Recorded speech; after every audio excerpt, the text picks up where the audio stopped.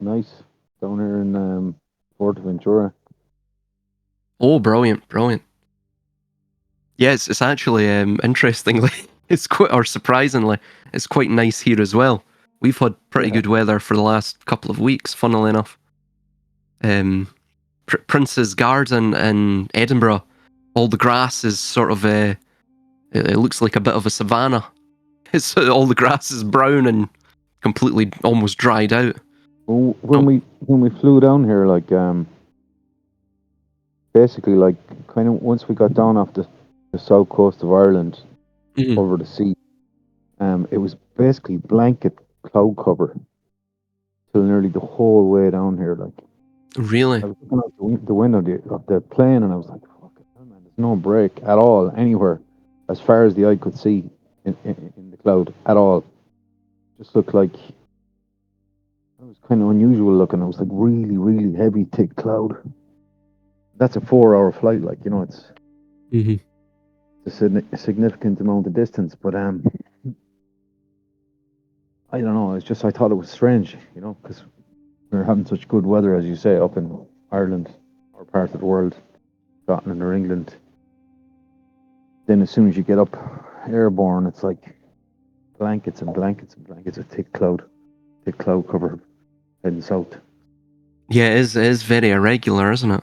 You would Yeah. think that wouldn't occur if you've got Oh, good weather down, well, especially in the northern climes.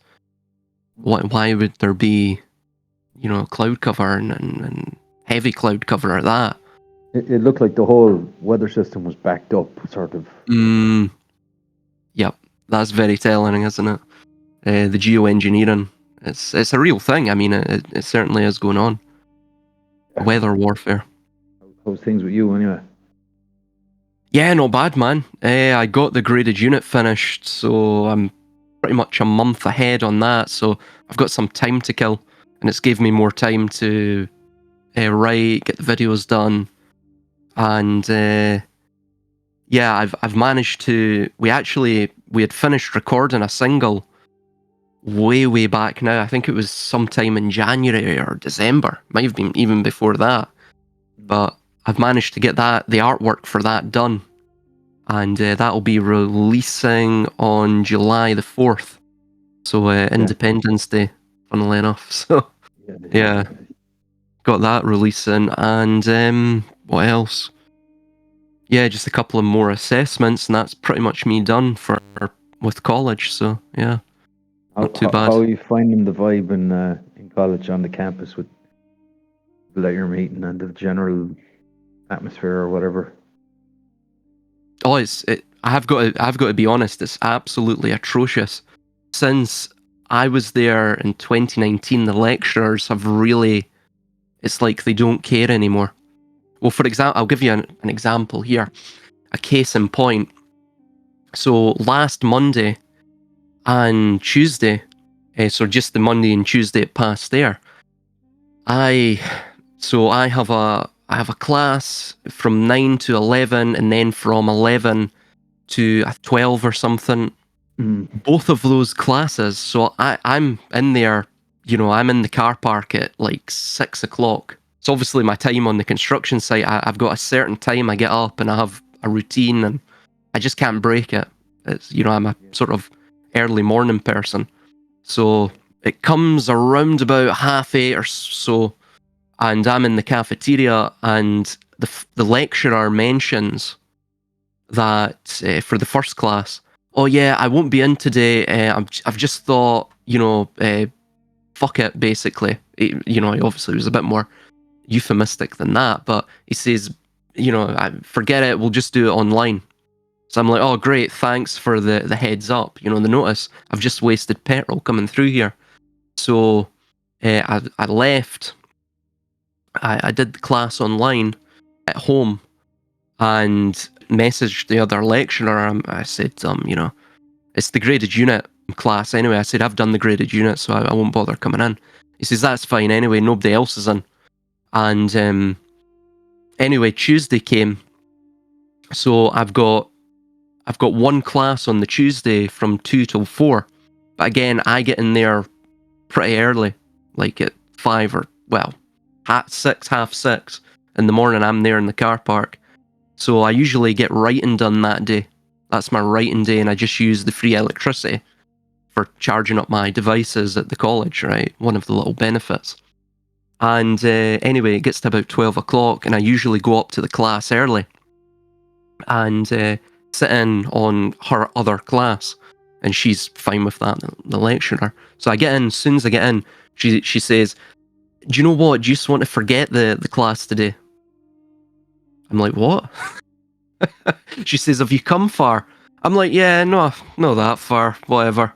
So I just left. And yeah, so it's that sort of culture, you know? They just don't really care. In fact, half-arsed. I mean, the students are like that too. There's some days I'm the only one in the class, and we've only got a class of maybe 5 or 6. There's some people that have missed weeks on end of classes, and they'll ask me, can you send me notes or whatever, you know? It's that's the type of, it's the type of culture you're dealing with. It's a very laissez-faire attitude. Almost it's a lethargy or an apathy. It's quite dissuading to, well, I can imagine it would be quite dissuading to like an 18 or 19-year-old, that's just left school. If you're trying to, you're half genuine about doing the course and trying to do the study and attend the lectures, and you're trying to genuinely get through the thing, like it must be totally demoralizing. Like if you see even the lecturers will tell you, don't bother your arse coming in, or skip this one, or have you come far? Like what a thing to fucking say to a student. Like, oh, I know. You've come far, I'll give you the class. And some of the things that they say as well is just totally insane. For example, that one lecturer who, so the one on the Tuesday that said, have you come far? Just don't bother. Can't be bothered with the class today, just go home. She's like, just do the tutorial. I know you've already done the tutorial anyway, so just leave this class. It doesn't matter. Well, anyway, she got us to do like a discussion, a group discussion, where we were to, discuss a tutorial or, a sort of a pop quiz, I guess. And we were to discuss it and to formulate notes around it. And then it was like maybe 30 minutes in, and she's walking around the class with her hands behind her back, almost like the Gestapo officer, that sort of stereotypical, almost goose-stepping round the class. And she's saying, everyone has to be taking notes and in your discussion groups. And don't you know there's such a thing as plagiarism via collusion? And I'm thinking to myself, well, why the fuck have you got us to do group discussions if you're talking about plagiarism via collusion? It's things like that. It's just totally confusing. Doesn't make sense. They're almost, the lecturers are really no better than, dare I say, the most basic search engine, really.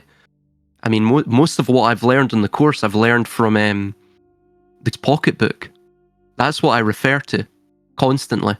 The leaflet that they issued you with or something, of course not. No, I just bought it. I bought it. It's a book. It's really informative. It's like a wee book. Well, I say it's a small sort of trade book, and it's 400 pages, and it's pretty much everything you'll need to know as a quantity surveyor.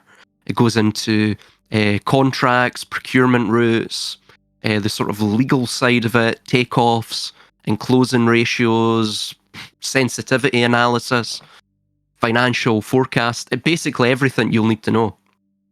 It'll discuss it in a moderate amount of detail, enough to get past their absolutely abysmal assessments.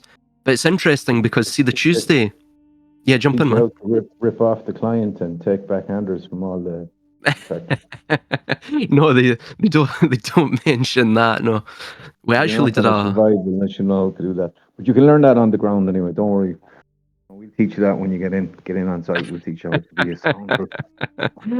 Oh no, that happens. Oh yeah, that is the bread and butter of the entire industry. There was work experience that one of the guys in the class had, and he actually noticed it.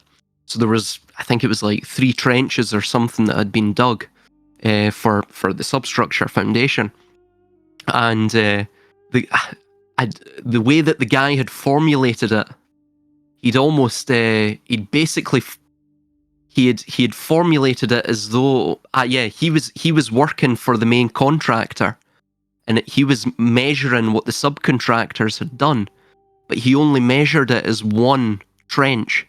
I think it was something like that, when obviously they had dug 3 trenches, and he was trying to obviously swindle them for money. So it's things like that, and then obviously they would That's the man who needs. I think he's him. Hire that guy. yeah. Well, the thing is that same QS had actually messed up previously, and I think he had released, I think it was something like an extra £5,000 just through his ineptitude. He lost £5,000. He released £5,000 to the subcontractors, which they weren't really entitled to. So he was trying to cover his tracks, if you will. He was trying to claw back the money further along, cover the ineptitude that he had made. So that's why he was doing things like that.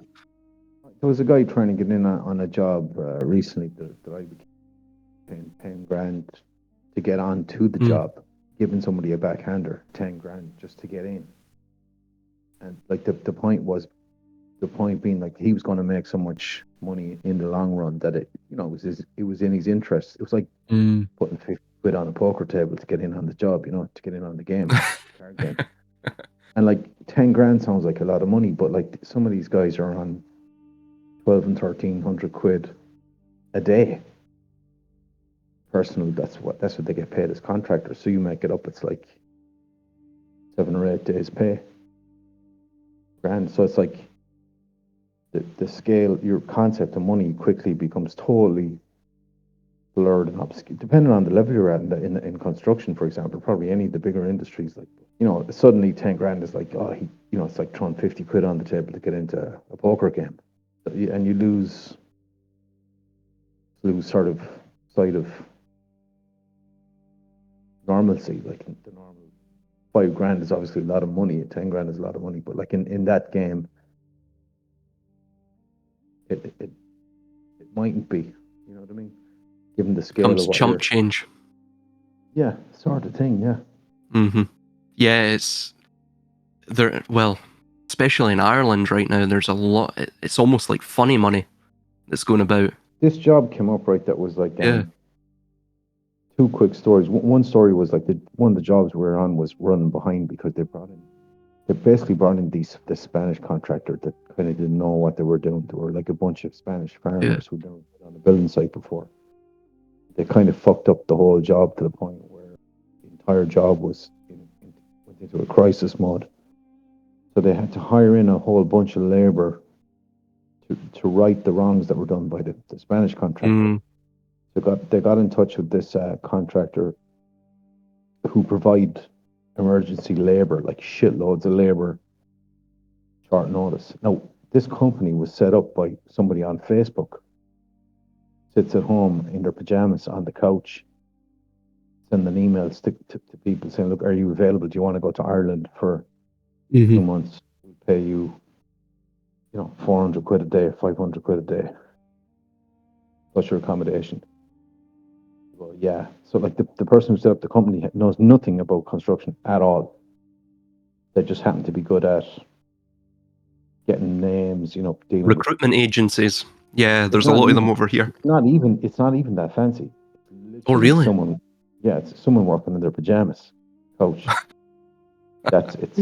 Yeah. You would. It's. So they got a bunch of this labor down on the site. It was like, I don't know how many people showed up, like maybe 100 people, maybe more. But like the client, the construction managers were paying that recruitment company, if you will, 350 grand a week. A week. Really? Yeah, 350 grand a week. Holy fuck. So the money just like it becomes, you can't you've no frame of reference to deal with that Yeah. kind of money. And so that's what they were getting, like, as an example. I remember there was a one-off job on a quick other story. We Mm. did one night, right? Put in this big concrete tank that deals with kind of wastewater, I think, Aye. called an interceptor, like a big round concrete precast tank, like half the size of your average living room. The couple of guys that were involved in putting, so you actually had a couple of excavators dig out a hole, put chains onto the precast concrete tank, sink it into the hole, connect Mhm. a few drainage pipes onto it, backfill it, cover it up, and fuck off. They got 40 grand to do that job, and it took them one night, 40K. Mhm. So it'll tell you, like, it's like the amount of money it's like insane, holy insane. Like, it's fucking mental. That's 40 grand after they had paid for the hire. They had two diggers. They paid for the two diggers, paid for probably two guys, two labor. One guy was a laborer. There was a guy driving one of the machines. No design, no CAD, nothing. So this was like, I approach you and you say, I've done that before. I put in one of those tanks, and I'm like, Silas, I've no fucking design for this. You're like, yeah, but don't worry. Just show me where you want it, and I'll connect it up. Show me where the inlet pipes are and where you want it out. Okay, it goes in here, comes out here. All right. Oh, and leave it to me. And I just leave it to you. And you get it sorted and come back Monday morning and it's all covered up and Yeah, signed a up. sort of a turnkey thing, isn't it? Just Yeah, on the design fly and build. fucking stuff. Like, Aye. but like That's, there was nothing. mhm.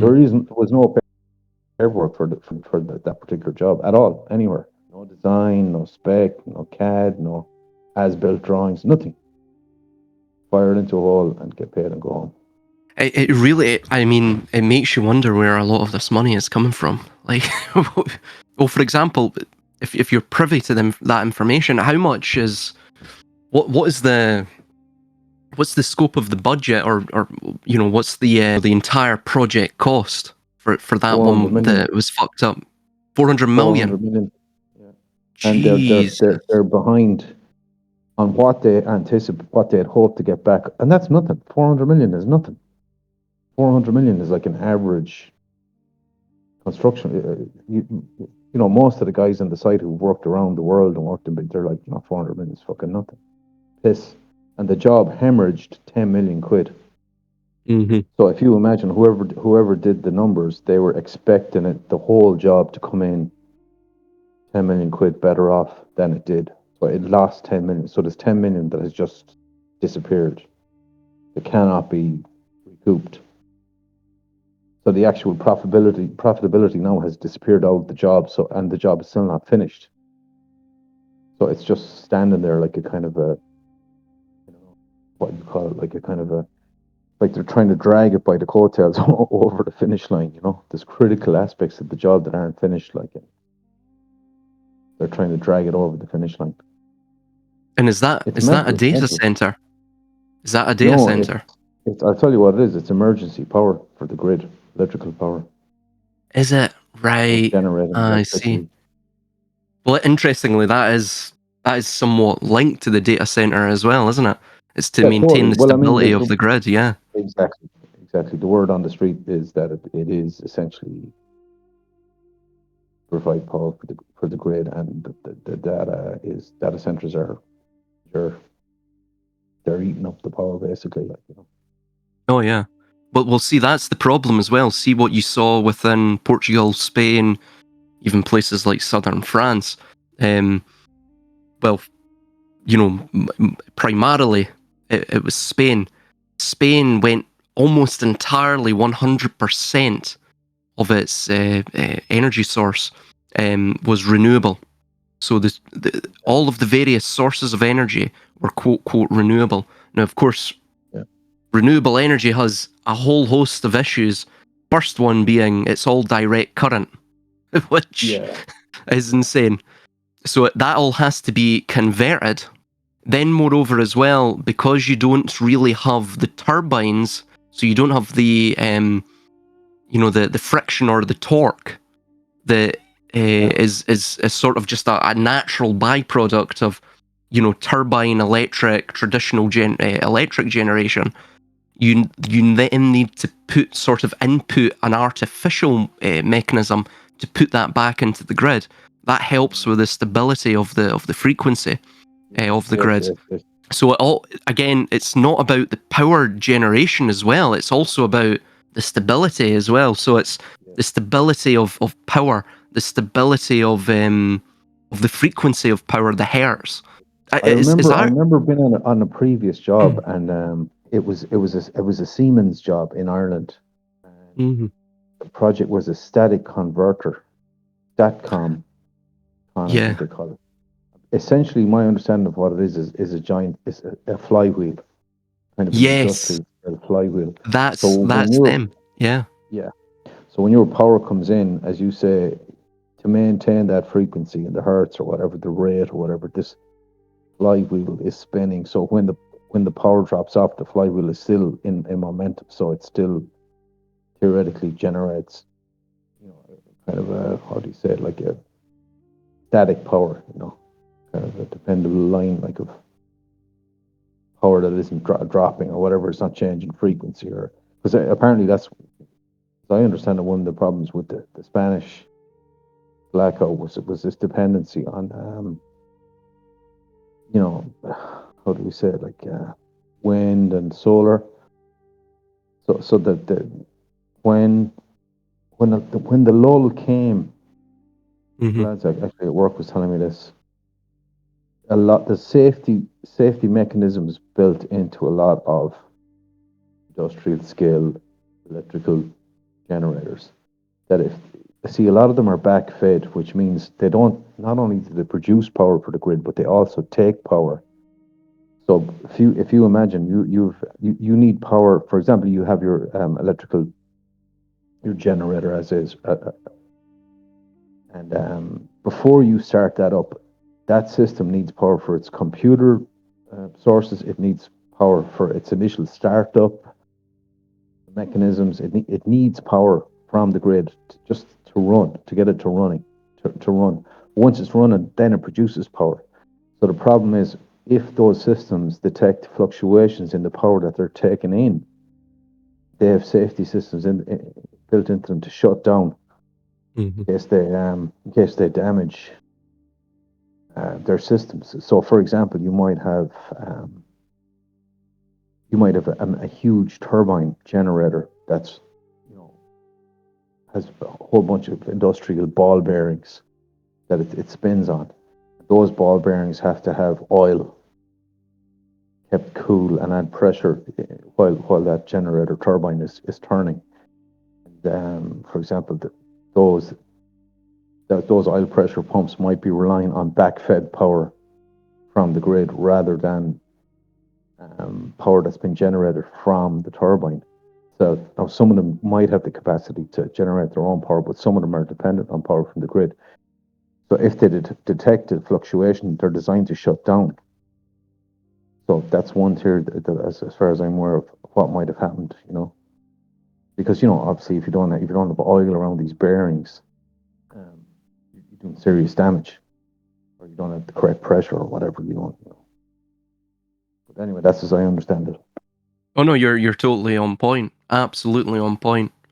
It's as well. It's well, for example, I'm for in terms of gaming PCs, of course, when you're playing a fairly, I don't know, it might be GPU demanding or CPU demanding game. It also has safety mechanisms. So if it gets above us again, if there's an infrequency in the electrical current, or if it gets above a certain temperature, then it has safety mechanisms where it literally just shuts off. Why does it do that?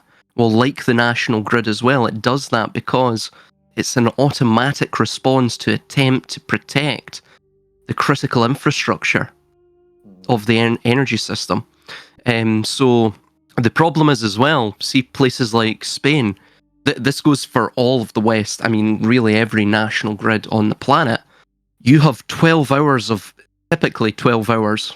Some countries have a little more or a little less, but typically it's 12 hours of emergency power, which you have in reserve that you can use to then, it's almost like, a quote, quote, shock paddle system, where you can literally shock, if you will, or apply CPR to the grid system to try and bring it back to that median frequency of power distribution and such. Once those 12 hours elapse, which, by the way, Spain was critically near.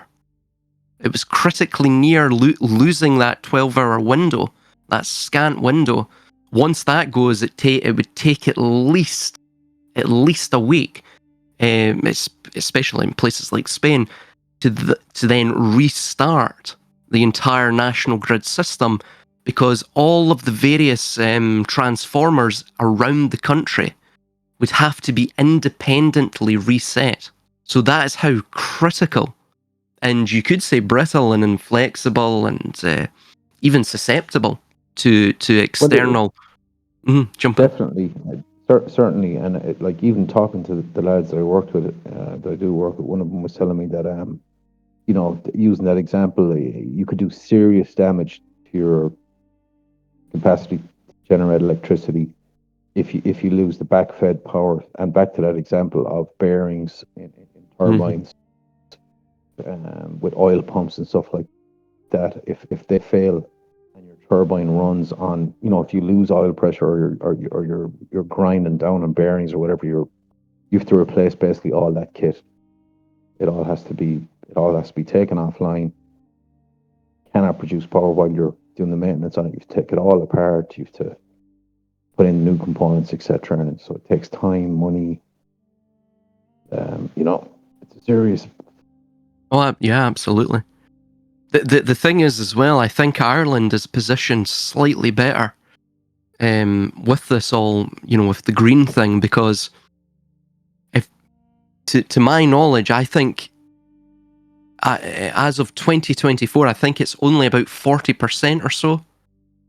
Mm-hmm. Yeah, something like that. About 40% of Ireland's electrical generation is from renewable energy. In the UK, it's almost teetering on the edge of 50% as we speak. Anything, I think it's about 60% and above.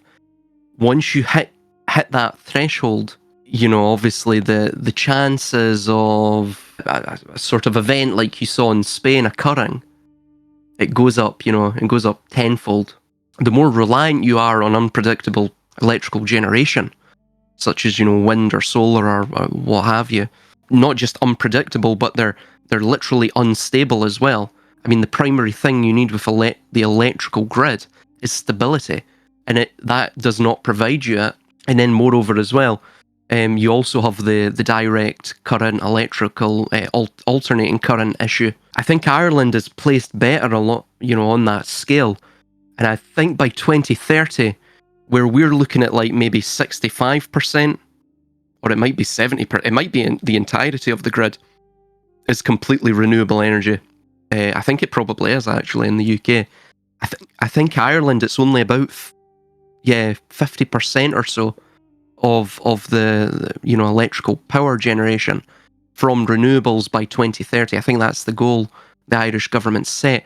I think that goal's there at a low mark comparative to the rest of Europe and the West, because obviously Ireland is going to be a sort of data center hotspot. So, So it seems. yeah, we've been kind of, Ireland's been singled out by the tech people for whatever reason. I don't know whether it's tax breaks, or somebody told me it was the climate. Ireland is favourable for the heat generated by. really, wow, Yeah, right, somebody told me that. I don't know if that's true. Somebody was telling me the other day that you see, we have fuel trucks coming to site, right? And when you talk to the guys who drive fuel trucks, you learn basically everything there is to know about fucking. It's like talking to taxi drivers. You learn the whole deal, like. But these guys are telling me that they're bringing fuel up to the wind farms. Sure, the wind, and when I say fuel, I mean diesel, agricultural diesel. I'm like, why are you bringing truckloads of fuel up to a wind farm. And they're like, Mm-hmm. well, the days that the wind farm doesn't work or there's no wind, they turn on a turbine generator, which is probably perhaps that Statcom flywheel type system I was telling you about. Perhaps that's Yeah. running on a regular, industrial motor that requires just diesel to run it. Like, so basically they're delivering diesel up to the wind farm. And other mad stories that they've been telling me, like Yeah. about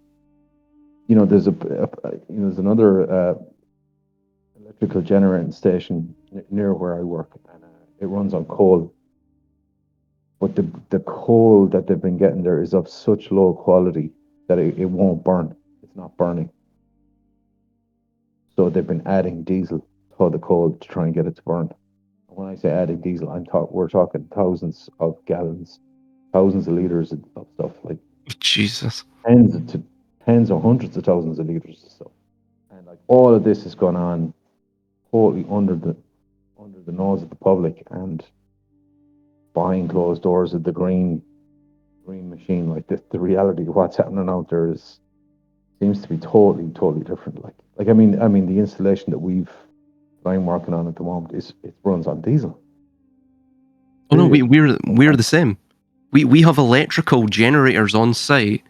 They on it it's emblazoned that it's green and green Yeah. this, green that, and all of them are run on diesel. All of Yeah. them, essentially. I mean, the electricity is powered by a diesel generator, which it's backed up to. So, it's like everything in the West. It's a total facade. They just hide the diesel generator, But it's even. We had a guy come in there one day Mm. with a big articulated lorry and it said hydrogenated vegetable oil. I was like, what? I said to the driver, do you mind, like, what the fuck is hydrogenated? I've never even heard of that. He goes, no, it's diesel. That's just a sticker. It's just a sticker on the trailer. It's actually just diesel. Oh, I was like, oh, okay. It's just serious bullshit going on. Oh yeah. Well, as well. Even to start up the windmills, you need to inject diesel into the system. That's the sort of, the actuator of the system in terms of the fuel source. That's what activates the system.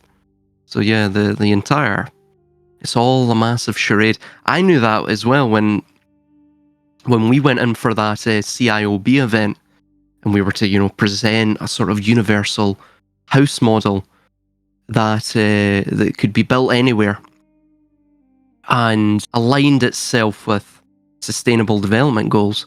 For example, timber is considered a sustainable, renewable source of building material. Now, we're not just talking it's used here and there throughout, the building minimally. They're talking about an entire timber kit.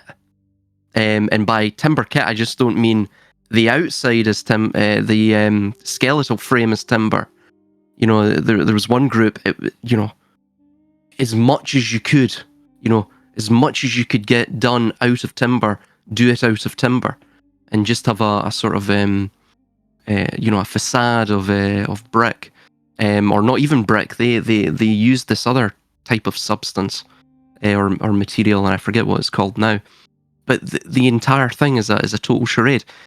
Timber itself is not. It's not sustainable the way that it's farmed, at least in Europe, for example. I mean, we have timber farms up here. In fact, I was up at Glendevon recently. There's a massive timber farm up there. I like running through these sort of. They're brilliant to run through. They're sort of, they look like Kind of thing, jogging.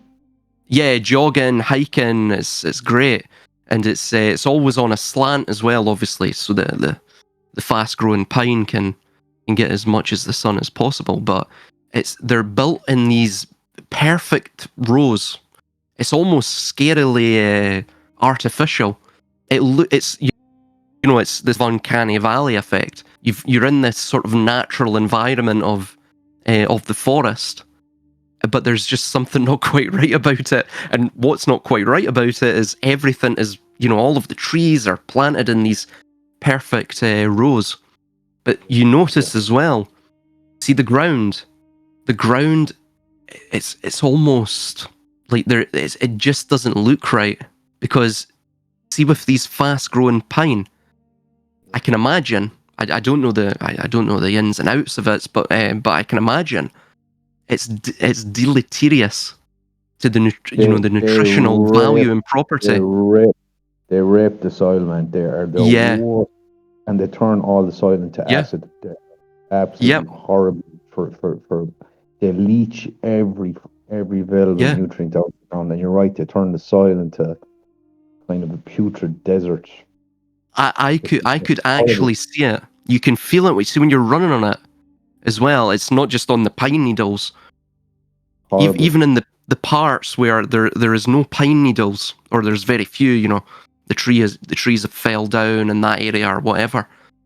It's there's a lot of sort of gloamy sand, but it's not like sand that is necessarily moist, or it's not even Horrible. gloamy sand. It's just straight sand. It's just totally desertified. And yeah, like what you're saying, it rapes the soil essentially. It's yeah. They're, So they're it's cash not crop sustainable. in the extreme. They're like a corporate tree. They're designed like for maximum cash output, and even the way they grow, they're dead straight. They're easy to harvest. They grow so quickly. They leach everything up out of the ground. They're horrible And there's places, actually no ecological system surrounds it. Basically the only thing you will find in those forests, I found no wildlife, bar the odd bird here and there. Um, there's no squirrels. There's nothing. There's nothing. Because really, I don't know. I don't know the ins and outs of it again, but from my observations, it's just totally artificial. The only thing I found throughout that forest were skeletons. It's almost like that's where the animals go to die. But there's nothing that lives there. There's nothing that if thrives you there. see in around them, like there's like a carpet of pine needles, seems to like about a couple of inches thick. It's like as if nothing else Yeah, can grow around them. They just exactly. they're pure mono growth, Yeah, growth and nothing else. you can even see it. See when you get to the bottom of the hill, you notice with natural forests, especially on hillsides in Scotland, of course everywhere really. You'll have the trickle down so the sun will hit the top hierarchy of trees on the top of that hill, and then of course all the nutrients and everything will run down as the precipitation carries it. And of course at the bottom of the hill, at the base of the hill, you'll have quite a lot of growth, right, because of the precipitation, the trickle down effect. There you have nothing. There's nothing. All the trees at the bottom of the hill are dead. Dead. It's weird. And then of course at the bottom of the hill, that's at the farmer's field and that. So there's like, I don't know, it might be like 6 meters wide of oak and birch, and a more natural setting of forest. Most of them are dead, or Yeah. or they're in the process of dying, and they're being subsumed by fungus. So it really just, like what you're saying, it shows. It's like there's a dense carpet of pine needle and nothing can grow. There's no ecological system there. It's a facade. It Well, looks green, but there's nothing there. Yeah. Sorry, man. it's like as if they did it on purpose. Like you know, you, you decide to go out into the countryside and you want to go somewhere remote to get away from the city or whatever, and you're just hit with windmills, pine trees. It's like their mark. It's like they've left their mark in the remote countryside purpose, like to let you know we're here too. We've taken over everything. Their little Oh yeah. trademark is there. So, and there's something I think something really spooky about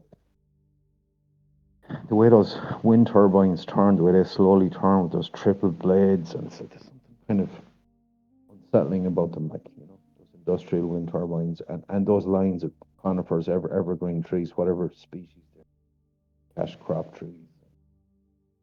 Like it's dead. It's like a dead zone. Like it's like it's kind of leached the life out of the countryside and turned it into a kind of corporate desert. It's about the money up there. They robbed that soul and spirit out of certainly in Ireland out of a lot of remote areas that were bogged or that were forgotten areas or part of the wildness of Ireland. Like you go to try and find the wildness of Ireland now, and you'd be hit with cash crop, fir tree, evergreen tree, forests, wind farms.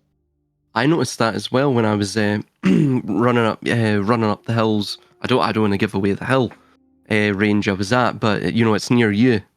I think I mentioned it to you. So when I was up there, that it was the same sort of pretty much. It's a carbon copy of what I saw up at Glendevon. But don't get me wrong, it's great to run in. It's just unfortunately it's you can see like it's just so artificial. It just doesn't. And even the way that it actually deforms the entire landscape and the topography. It's just it's strange because you have these rows, so that the way that they're planted, obviously they're doing this for efficiency, but they're not necessarily doing it. They're not spacing these trees out in a manner that is necessarily beneficial or in keeping with the local natural environment, because they've spaced them so closely that the rows, it's completely like upturned and deformed all of the soil because they're spaced so close together. So all of the trees are almost in this sort of race to the bottom, this zero-sum game where they're trying to, compete for who gets the nutrients. And in the process, it's deforming all of the soil, and you can only imagine the scarification that's going to cause to the entire environment. I mean, as well, these hills in Scotland are already, they're not great, in terms of, I guess you could say, in terms of the base nutrition within the soil. A lot of the native species, especially as you go further north into Scotland, abundantly at one time, they're all now gone. They were just over foresting, if you want to call it that, and eventually they just dissipated and went. We had this other, I don't know if you had this phenomenon in Scotland, but we had this mysterious disease killed off basically nearly the entire population of ash trees. Oh yeah, I know what you're talking about. Yeah. Yeah. Yeah, it was a type of fungus, that just specifically affected the ash tree. There's another one that's also quite pervasive within North America too, called ash dieback. But it seems to have come into the country like 10 years or whatever. But somebody said it was from, as far as I know, it was from imported species that came in from maybe Holland or somewhere like that. But apparently it affected like 90% of the natural wild ash trees that grow in the countryside in Ireland. They were all affected by it, and it led to the tree dying, essentially. And, I don't know, it seems suspicious, to be honest, in my view anyway, that I don't think it's beyond the bounds of possibility that certain, something could have been engineered in a lab as a weapon to wipe out, create space for perhaps for more industrial forestry. Oh no, certainly. Hard to know. Yeah. I wouldn't put it past them. The problem is as well, they seem to want to get rid of all of the deciduous trees, or at least a vast majority of them. And of course, the deciduous trees with the seasonal mulch that they produce vis-a-vis the leaves that fall from them, and of course as well the fruits and other things that fall from them. Well, don't forget as well, there's a huge cultural significance to our natural natural trees that grow in the countryside, like the oak tree is sacred to the Druids. The ash tree, I think Odin is connected with the ash tree. When he hung upside down, wasn't it from an ash tree, I believe? I think it was, yeah. Yeah. So like these are hugely significant to not just Irish, but to European culture. All these natural species have deep, kind of resonant connections in folklore, in tradition, in mythology, in the tribal kind of subconscious mind. So, it's not beyond the bounds possibility that there's an attack on. We know there's an attack on the natural world as is our natural mindset. So perhaps there's an actual attack as well on. I thought it was. I myself have a suspicion about, especially the disease with regard to the ash trees in Ireland. I think it's a bit sus, but look, I have no evidence about that, but I have a hunch that a bit of a COVID-19 job, a bit of something that might have been engineered in a lab somewhere and kind of leaked out into the natural population. Yeah, I think you're correct there. It's similar to what occurred with quote quote paganism. Pagan from the Latin meaning the sort of rural folk, the people not of the urban areas. So, in a sense, it's they want to destroy and to, I guess the word would be artificiate everything. It almost be rigid. I mean, even in the natural environment, it itself must have the sort of handprints of man in it. Exactly. So it all must be digital. There's it's a type of mental terraforming that's going on. Yeah. I mean, don't get me wrong, it's really quite fun to run through these coniferous forest farms, but the problem is as well, it's not quite like running through a natural forest, because see once you've when you're running through these forests, it's a good mental exercise because you're having to navigate on the fly where you're going at speed, right? And of course, you're trying not to impale yourself in the process. But when you're running through the coniferous forests, it actually becomes easy. After a while, it's pretty much all the same.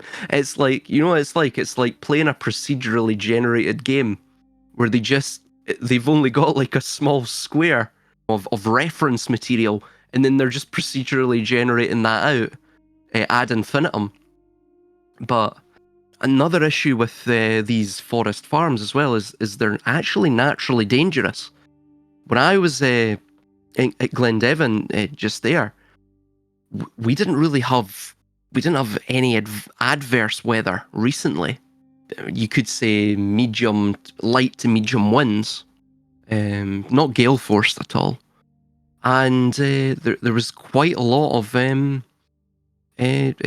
trees that had fell, that were they had literally basically just buckled, and the entire trunk had snapped. So it tells you that the trees are undernourished, and moreover as well, where the entire root system had fallen over as well, capsized along with upturning the earth. Again, also showing that the farming method isn't too great, meaning that it's quite a shallow sowing of the But sapling. even still, I have a Mm. feeling I've seen that a lot with these kind of industrial trees, like that. They're essentially weeds. I think they Yes. don't root. They don't root properly. And like if you get a good strong Yeah. storm, you'll see rows of them have fallen over because they haven't really rooted. Yeah. Like they don't penetrate the ground. They go into the upper layers and they spread out, kind of thing. And I'll tell you another little thing about them from doing a bit of camping. You're stuck for a little, you've a little campfire going, you're stuck, you've got no other wood, and next thing you find a lump of one of these trees, or an offcut somewhere, or you cut a bit yourself and you throw it in the campfire. it flares up like nobody's business. It flares up Yeah. like as if it's a petroleum product. It just like fucking hell, this thing like will burn intensely but very quickly, and then it'll be gone. It has no sustaining. Whereas if you throw on, like if you had an offcut of a piece of native timber, put it in the fire, it'll keep burning. It'll burn all night, like it'll keep you warm all night long. It kind of, But this stuff, whatever's gone into it, it's like I don't know. It's like a petroleum timber. It's like intense kind of, and it sparks and it's angry and the branches in it are brittle. Like if you're walking through, you nearly need boots if there's stuff that's been cut because it can really stab you. Like they're like blades coming off it. They don't bend.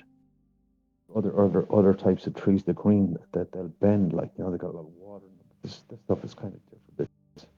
I don't know. I think it's absolutely horrible stuff. Anyway, Oh yeah. Oh no, I it's mean, barbed. go It's barbed. yeah. Yeah. The branches are barbed. Yeah. But on a completely different note, I'm here at the moment in the Canary Islands, right? I'm in on holidays here for a week, but I'm in Ventura, one of the islands, surrounded by literally surrounded by the English, the Brits on the English on holiday. Like it's sort of hilarious because I've never realised how copy and paste has gone on with the English, or at least this section of England that I'm seeing here. Like they're like, it's like I'm seeing the fruits of control or brainwashing or something like because they all seem so similar. It's like they're the same archetype over and over again. And it's no disrespect to England as such or to any country, but it's just they seem so homogenous as a group with the tattoos, Yeah. the beer bellies. Today everyone had Everton jerseys on because I think Everton were playing today, but it's like as if it's like once you see it, you can't unsee it. Like they're like the Borg. Like there's no Oh yeah. differentiation between them, right? But no, they're nice people or whatever. But it's just like it. And every country has its own normalized culture or whatever where everyone's kind of fitting into this little box. Like even without you don't realize you're doing it, right? You just kind of. Anyway, I'm in a kind of a holiday kind of resort area that's specifically touristic, right? There's no other industry here at all, just tourism. Then you take a drive out of town, drive out of town into the island itself, and it's like stunning, jaw-dropping desert, mountainous desert. And it is literally like it's the most desertified place, if that's a word, I've ever seen anywhere. It's like it makes you wonder what would have brought this landscape to this scale of desertification because there is nothing.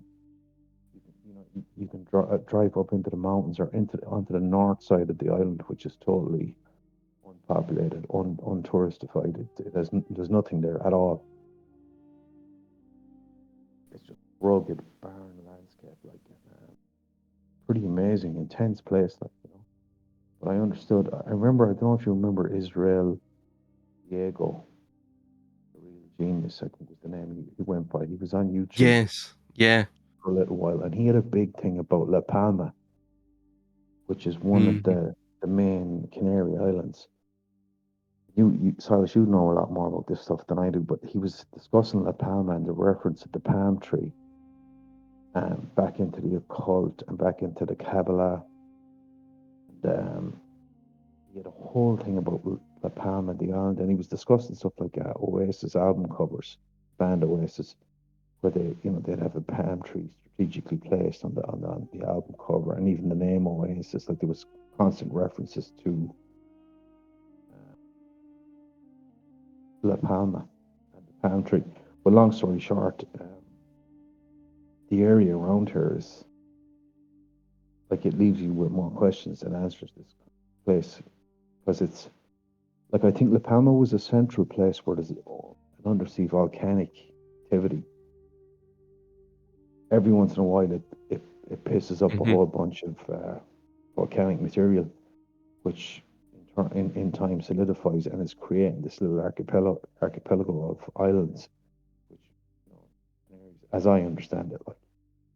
But then we're only 60 miles to the African coast and to what is known in inverted commas as Western Sahara, which is actually originally would have been part of sort of southern Morocco, but as I understand now is contested territory between Morocco and Algeria.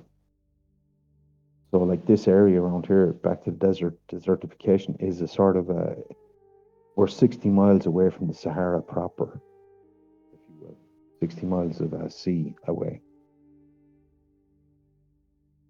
You know, you drive around and it gives you this island, when you get out of town, it gives you this impression of what Sahara is actually like, this part of the world is actually like, because it's easy to forget it, you know, when you're inside in a tourist resort where, you know, Everton are playing football on TV and everyone has got tattoos, beer bellies. It's pretty fascinating and a kind of weird, you know, because you're getting that kind of pop culture, horrible mass tourism thing. And Yeah. right on the doorstep, you're getting this ancient abyss of awe-inspiring past. I mean, it's quite. The Canary Islands are quite interesting as well.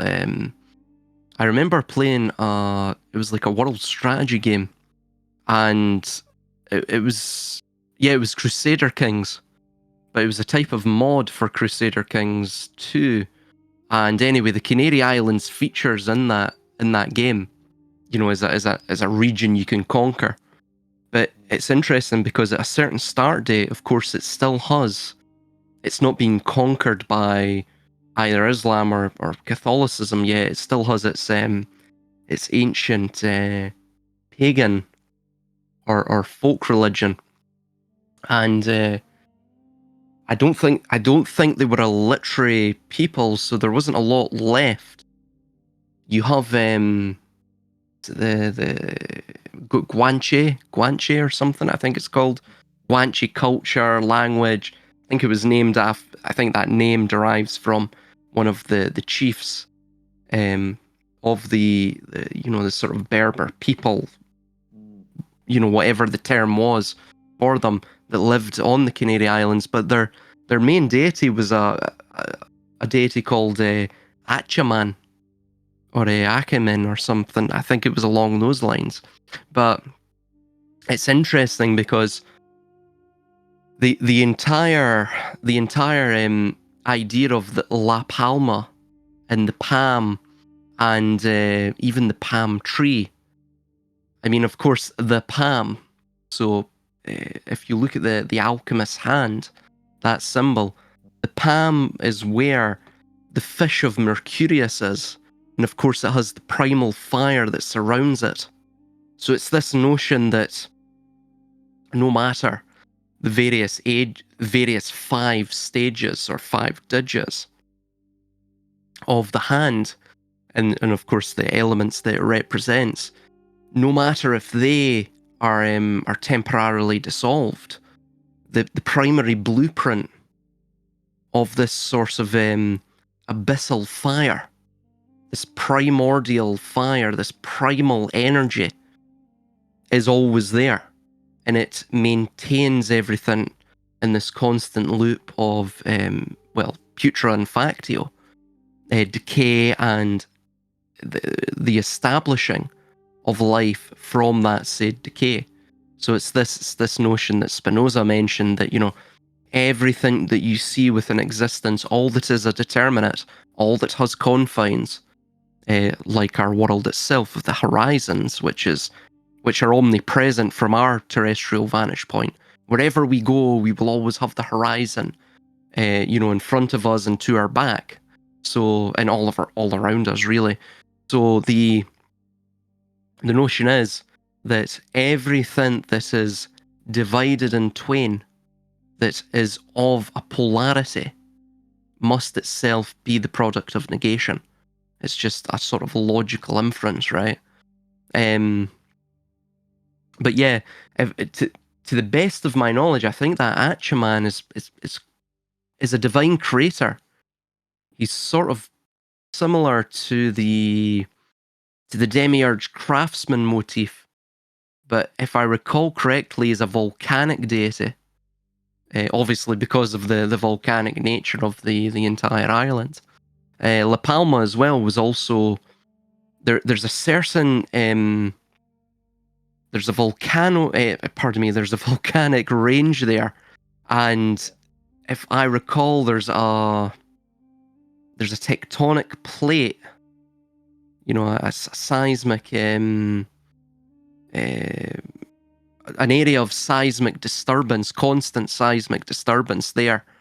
That I think there was a bit of a scare a few years back. If they were stating if this volcano, this volcanic range, if it erupted, it may trigger, a breakage or a disturbance within that tectonic plate, which would then cause half of the island to be lost into the sea, which would create, of course, tsunamis, across the Atlantic. It would hit places in South America, Central America, the Caribbean, and of course in the eastern seaboard of the US. But of course, it never came to pass. But the palm tree as well is also associated with Cassiopeia. Within the illustrations of Cassiopeia, which is the constellation which corresponds to the World Tarot card, that's the 21st card. It's technically, for all intents and purposes, the last tarot card before we meet the 0 card and the 22nd card, which is the Fool, essentially reiterating or heralding once more the beginning anew of another cycle.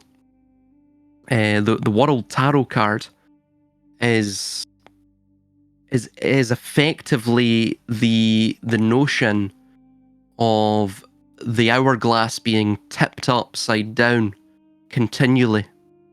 That's what Cassiopeia represents. She's the female, the feminine, the primordial seed, the primordial womb of all creation, and revolving around her is essentially the cross that quarters the sun and creates the seasons of the world ages. So, the cyclical, reiterative pathway of the sun.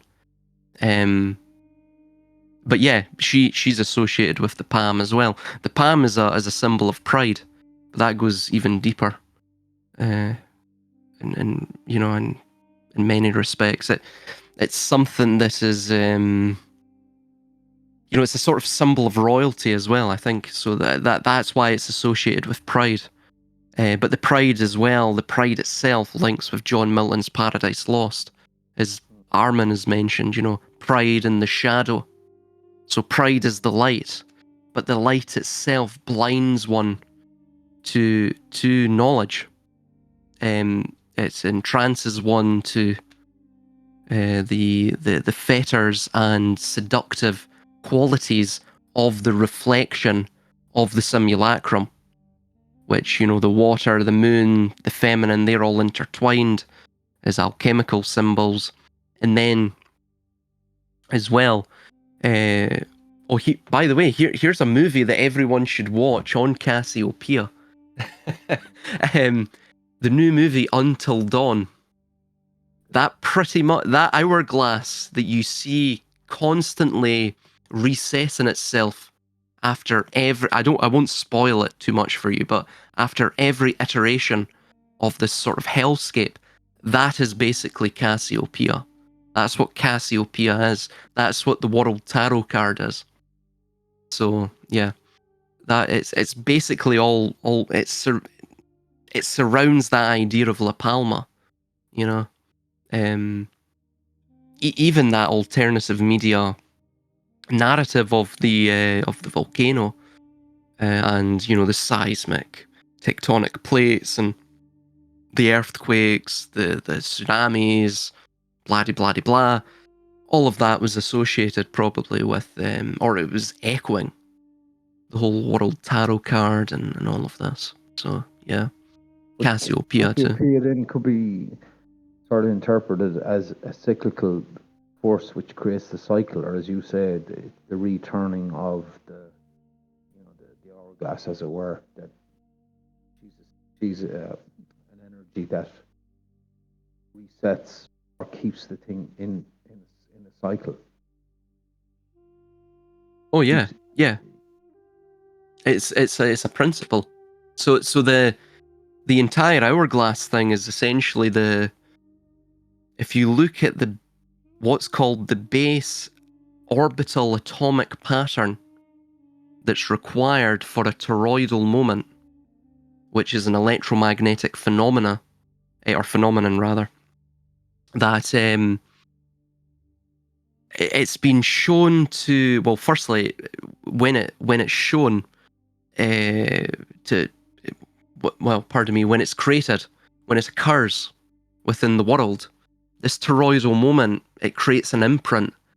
The imprint in it, this imprint can be, God, I forget what it's called now. I think I don't know if it's a spectrogram. I forget what it's called now. Martin Fleischmann, his work is still on YouTube, and of course in scientific journals. He was sort of dabbling in this, and that's what his work surrounded, the toroidal moment and such. But basically, it creates the yin-yang pattern. What that is the whirlwind, it's the vortex. It's the perpetual storm that maintains the cosmic motion of everything, of the fool, right? The fool is in motion. That is what the fool is. Life is motion, as they say. Because nothing can stay in stasis. If I may, the fool is in motion because his path is from foolishness to wisdom. Is that correct? Sorry, say that again, Zeal. I missed that. The fool is in motion, as you say. Is it because, as such, his path is moving from foolishness to wisdom, like he's learning? This is why he's in motion. When you say that, he's learning, but the more you learn, you realize that you absolutely know nothing. So it's basically this is the foolishness of it all. It matters little if he starts out as the heroic fool or the foolhardy hero. Eventually the path is recursive. So you take the path and eventually you reach round the blind spot that's, around the mountain, around the obstacle. And eventually you realize that, the beginning is the end. So it's the circularity of everything. But yeah, the idea is he's moving from foolishness to wisdom. That's why he sets out on the journey. But eventually But the nature of the wisdom is to come to this realization that in actual fact we know nothing. This is the moment of wisdom that we yes. know very little call, or we just have an insight into the mysterium of eternal. That's why. And that's our wise moment. Our wise moment to see. Exactly. Exactly. That's why, remember, the Piscean symbol, and like what we were saying on the hand of the alchemist, that symbol, if you look it up, that is why the fish is the symbol of Mercurius, which is the hidden god, the god that resides in all of us, the fragment of divinity, the fractalized aspect of the cosmos echoed out into, infinitude, into the eternality of the cycles. It's because we are like fish. We exist within the abyss of the sea. Some of us are closer to the top of that surface of the abyss of the sea, where we can glimpse the sunlight, but we can never truly behold it. We can't, even if we leaped through that abyssal veil, that perforated veil of the sea, we would only temporarily see the sun, if we were so lucky, right? In our leap of faith. But there's a good chance we'd be blinded by its light, because all we have known is really darkness, right? So we can glimpse the light of the sun, but we can never truly, as beasts of the abyss, if you will, the fish, we can never truly know of it. Not in its totality anyway, right? We can only glimpse it. We can speculate about it, and eventually, we like the fool. We realize this is man's folly. This is the folly of man. It's the folly of the condition of man. He begins as the fool. He wants to know more, and he eventually realizes the only wisdom that one can actually garner in this world is to actually understand that they themselves, we are all fools. We are all fools. We know nothing really. Ultimately, that's why I can never. I can, but I can't comprehend why people don't understand. It's not about being right. It's just about discussing ideas, because eventually you learn more about yourself, through those ideas than you actually learn about the ideas themselves. Right? That's fundamentally the path to wisdom. The concepts themselves merely are reflections of us. All wisdom is, all knowledge, and that's what science doesn't realize. It becomes married to ideas. It gives itself away like some sort of a spiritual nun to the god of the idea. And the idea itself eventually subsumes and possesses the scientist and the academic. And they get lost in this cult, this ideological cult of conceptual fanaticism. Fanaticism surrounding concepts, and really it doesn't matter.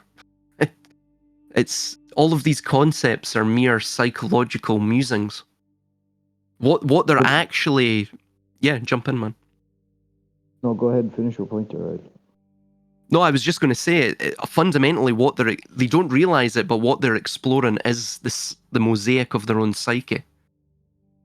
I think quantum mechanics, sort of gets that, but it's still largely it still is materialistic and reductive in that sense. But sorry, man, jump in. Well, I was just going to ask a question about wisdom. Is wisdom the highest kind of ideal that we can aspire to? But I just want to divert into that point that you mentioned there. It's like quantum mechanics has sort of realized. This ties in with this kind of idea of chaos magic. At a certain point, as you said there, like this science is married to the idea as such. You end up exploring your own consciousness. But is it somehow possible, or you can affect reality essentially by your own understanding the world around you? Can you have a sort of a material, spiritual, material effect on the world around you, or kind of manipulate it somehow, or is there a capacity to use, like a magic? I think that's possible, or is it some sort of a veneer actually that you stumble into ability to affect it? Well, in my opinion, if you were finished your point, sorry, I didn't mean to interject. Go ahead. In my opinion, the real hidden truth, well, at least it's hidden to us in our contemporary world. It's it's sort of hidden in plain sight. It's easily discernible to most folk. But the scientists and academics just, because there's no control in this, right? It's all about control, ultimately. I mean, science and academia are merely, they're merely extensions of the system of power itself. And that system of power is about controlling the confines of possibilities. And of course, that, by extension, controls the minds of the populace. So ultimately, wisdom is self-awareness. It's to be self-aware that the entire cosmos fundamentally derives from consciousness. Consciousness is the antecedent to matter. All matter derives from consciousness.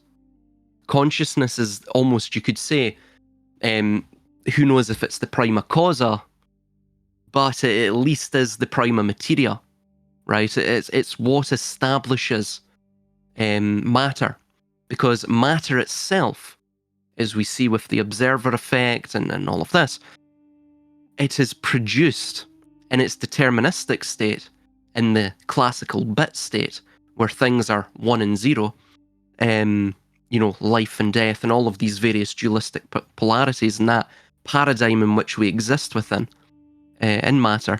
All of that itself is a product of consciousness. It's a product of perception. It's a product of the observation from the perspective of consciousness. So, yeah, we probably can fundamentally transmute and change matter itself. I don't mean change it as, in some sort of telekinetic manner, or telepathy or anything like that. By changing one's perception, and if that's done on a grand scale, if the collective thought form changes en masse, the perceptual field changes, so that the perceptual field where matter is being perceived within, is being expressed through, rather, that changes. So therefore, it's almost like the hue, the colour of the matter changes. Fundamentally, the object doesn't change. The material object doesn't change, but the colour of it changes. The emotive quality of it changes. The way that we perceive it changes. Fundamentally, is it then reasonable to assume that our overlords, if you will, that this is a key point? What you're describing right now is a key point in the manipulation and managing of mass societies. That this is a key point, this perceptual consciousness shift, as you said, to change the hue, but maybe to keep the essential kernel of atomic molecular state of things intact, but how it's perceived, and hue, as you use your word, and it changes, and perhaps then you allow some drift into some new state. So this, this age of Aquarius, this Homo Deus, this great scheme, ambition, the great work, as it were, that this is a key mechanism, the control power structure as is, hidden kind of arcane, robed back rooms and halls, and where these things perhaps take place. The concept. yeah, basically what I've just described there is how the priest class then jump in, Reagan. I don't know if I'm breaking up. Is it bad on my end? Am I coming? No, you were just breaking up slightly there, but now you're fine now, man. Jump in. So what's going on? I've been listening. You guys are talking about changing materials. constellations, all the different. What's the base topic here, though? You guys kind of jumped all over the place. Well, Love it. I was kind of there's just no, asking. yeah. Well, yeah, we're jumping, but like the base question was like, Silas, you might be better to explain it. What we were just, what your basic point was. Basically, we were talking about the management of perception, and obviously conscious perception being the antecedent, the sort of the genesis point of matter itself. Obviously science as we know it now, it's the other way around. Matter is obviously the genesis point to consciousness, but as quantum mechanics and other more ancient philosophies have indicated, that it's actually consciousness that precedes matter. So the material world is created by consciousness. And how does that, and as Zeal was asking, is that basically the basis of how mass population, how mass psychology within the populations are controlled via informed minorities, or by informed minorities? Yeah, all right, that makes sense. That's why it sounded so familiar, because me and Chris Miner just had this discussion last night, in various ways. But these topics always kind of come about as far as like light. I would call it light matter particles. And I would agree with what you're saying as the ancient understandings, as far as the light or consciousness precedes the matter. The matter doesn't have form without that light and consciousness. So I never understood why they ever taught it any other way. All of the sciences, as far as that went, never made any sense. But that also is where you have the huge divisions, with theology and the other sciences are kind of all divided into their own sections, right? So then you get anybody in the physics realm kind of goes down this one route, and they ignore all of these other avenues of study. They don't incorporate any of the other areas. Just like when you split up, like what's a common one for you? You'll probably, the one I always heard was electrical versus mechanical, in the engineering realms, right? And like they're two halves of a whole when it comes to what engineering is considered for the most part. Everything stems and branches from either mechanical engineers or electrical engineering. Like that's kind of your two main categories. That was the initial split of engineering, and we're going to have people specialize in this side and people specialize in this side. And then it's branched into 100 more things today, probably 500. And, they lost all those aspects of certain things, of each other. It's like losing sight of that. You never go to that side of the grass. You don't know what it looks like. You don't look on that side of the fence, right? Where the expression, the grass is always greener, right? I'm using that in reverse. It's, you don't even know what it looks like. It doesn't really matter. The grass is greener just because you have no idea. Your mind can make it appear that way.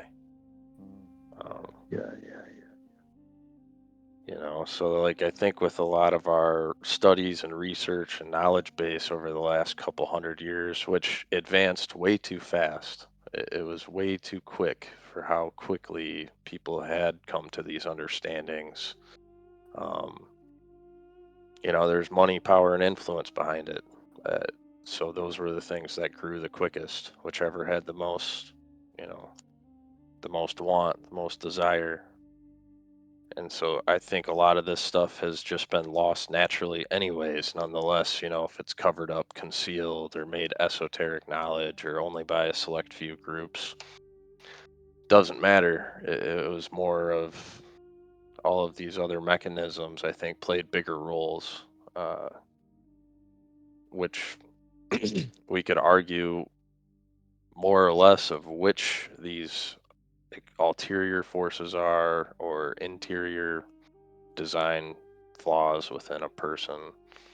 Um, I think it's a combination of all of the above. It's never one or the other, and it's not one or another. There's many, many facets to everything where, sure, duality can exist, but it also doesn't. Um, Yeah. if that makes any sense. I know it does. It shouldn't, because we live within it. So then you can't really see anything from the outside perspective, anyways. We're going to be looking from our position no matter what, Yeah. right? So when it comes to like our personal perspectives and what you're viewing, you're a cog in the machine. So you're never going to really understand the entirety of it all.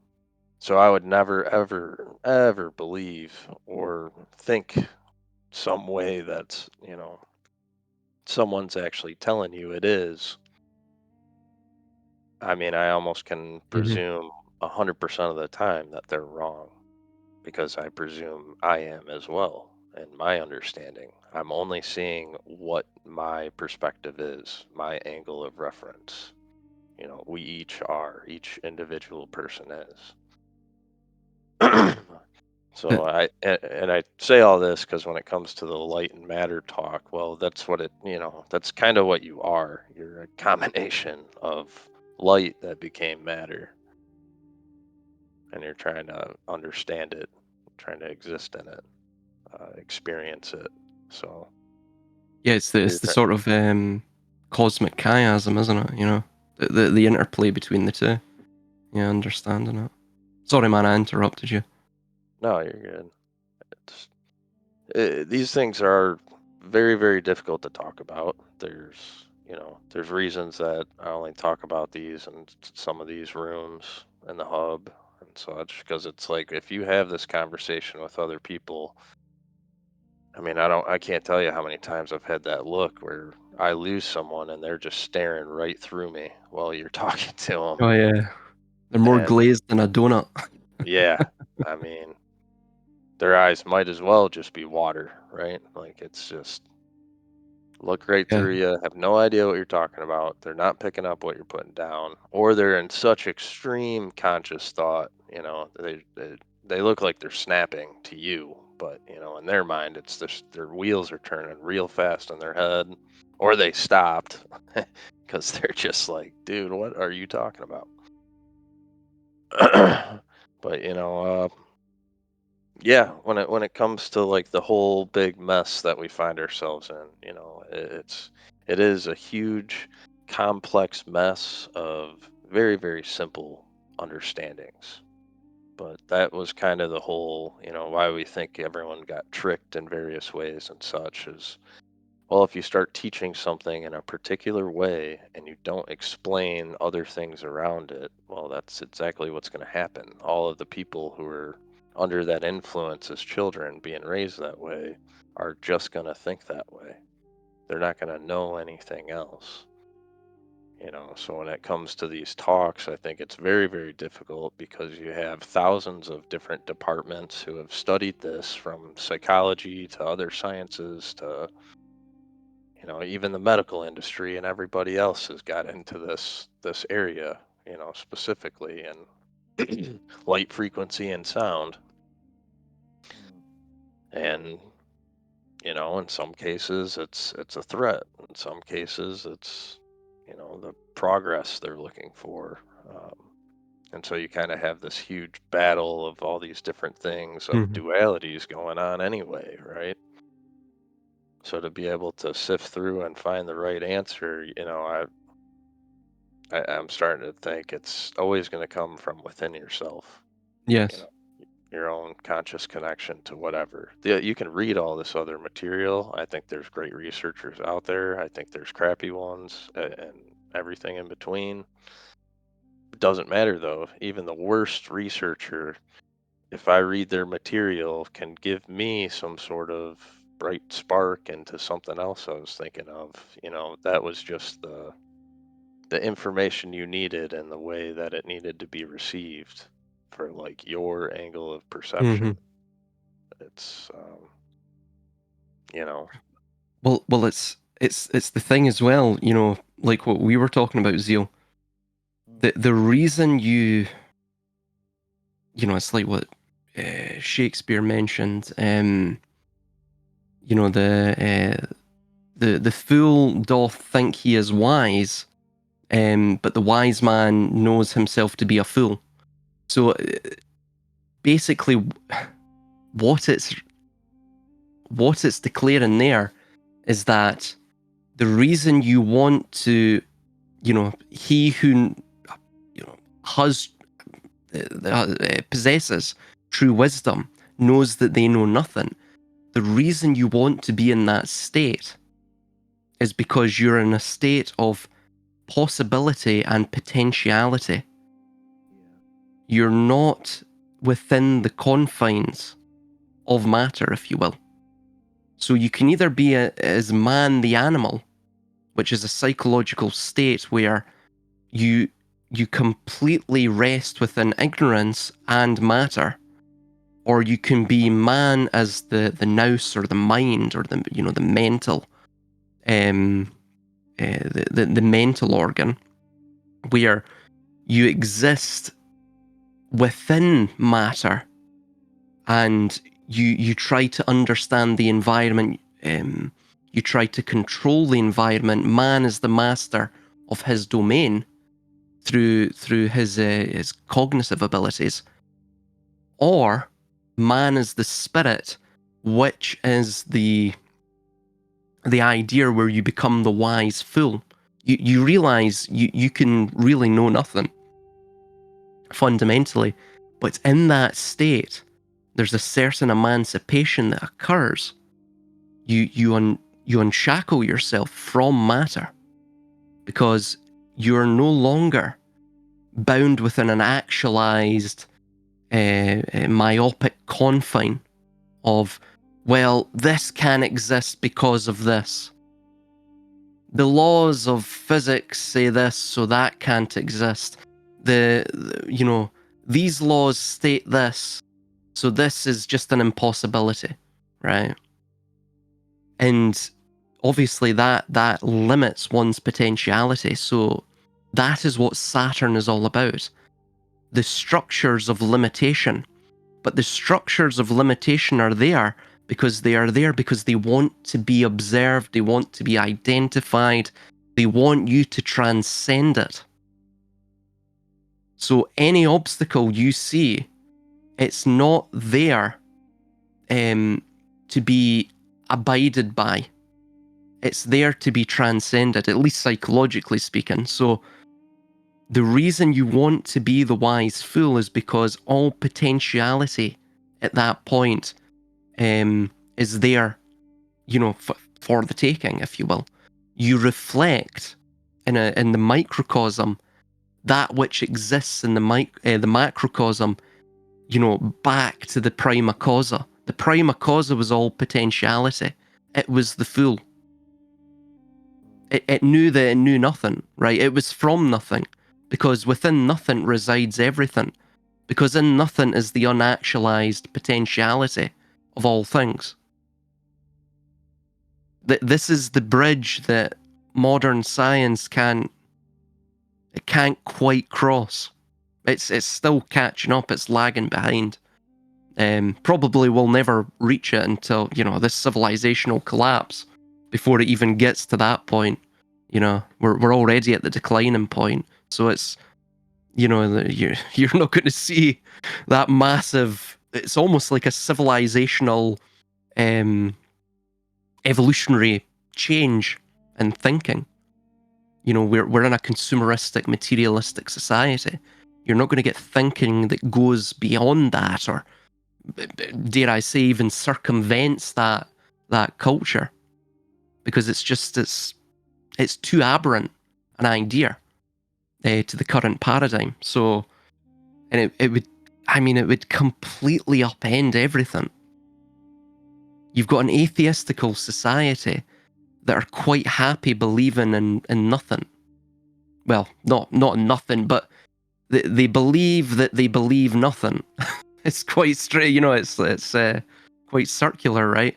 But it's they enjoy militantly being within that sort of restful ignorance. So, you know, if they're completely loyal to that, upending all of it, you know, through basically an evolved form of quantum mechanics, you would destroy the civilization. It'd be a complete bedlam, mentally speaking. You know, you've had people from cradle to grave living basically a atheistical, hedonistic life, total, you know, diligent consumers and followers of fashion, and then you drop into the mix that, well, actually, we all came from, you know, a singularity of pure potential, undifferentiated and unmanifested. That is basically the principle of God. And yeah, there is more to you than just mere, you know, skeleton, flesh, and nervous system, and the brain. There is more to you than that. And in fact, consciousness probably transcends all of those material bounds. You know, you'd have people would be flinging themselves off bridges. You know, so it's never going to happen culturally or civilizationally. And of course, the power structures themselves, what can they do with that? They can't do anything with the fluidity of potentiality. Ideological buffers to dissident behavior and resistance are formulated vis-a-vis ensuring that the mind is completely molded to the confines of limitation. Those confines are usually religious in nature. They may be political or social, God, even economic, right? Or a melding of all of them. Power can't deal with something that's fluid. It can't deal with something that's all potentiality. It can't deal with something that sublimates the character en masse of the individual as a population group, right? You know, if you sublimate and accentuate and essentially state to the individual that you are, in fact, if you will, a fragment or a fractalized aspect of the prime cause of the universe, that you are consciousness, that what is you in essence actually doesn't stem from anything that's visible or observable, that it is a sort of quanta of potentiality. Power would, you know, it would dissipate. Hierarchies would dissipate. How the houses of cards that, you know, basically the winners of the Monopoly board that you know, completely maintain this cosmic amusement park, it would all go, you know, overnight. The only way, and it's like what I pointed out to, and then I think it was, I forget what room I posted it in now. It was a comment that I replied to, but the individual brought up the metaphor of the Monopoly board. And essentially, when you're born into this world, into this system, it's like you've joined an ongoing game of Monopoly, where all of the squares are completely monopolized by a minority of winning players. But the only way the winning players maintain their winner status, they maintain the king of the hill status, is, well, it's within the confines of the game, right? That's the only way they maintain that disparity of power. Outside of the confines of the game, if nobody was to play the game, everyone would be equal. So they must persuade you, you know, by hook or crook, to maintain the rotation, the circular rotation round that game board, believing after each rotation, obviously falsely, that you will win the game or you will, reach their status. You won't. The entire thing's a charade. So, but they maintain their power by you playing the game. That's why you have taxes. They don't give a shit about the taxes. They take your money, and if they could physically, back in the day, they would physically burn it. Because it's like George Bataille stated, they don't care about the tax. The tax is essentially the accursed share. It's the energy in the system that they need to release and vent so they can maintain their control of the system. The energy itself is the potential. It's the potential that each of us could use to better our position and to better the entire world. So that has to be burned. Has to be sacrificed. Once you fundamentally understand that, then and of course you extrapolate that to the macro level, because the food chain doesn't end with us. It goes cosmic. Then you begin to understand the realm that you're residing within, And at that point, you become wise because you become self-aware. You don't just understand the environment, you understand the environment as an extension of you.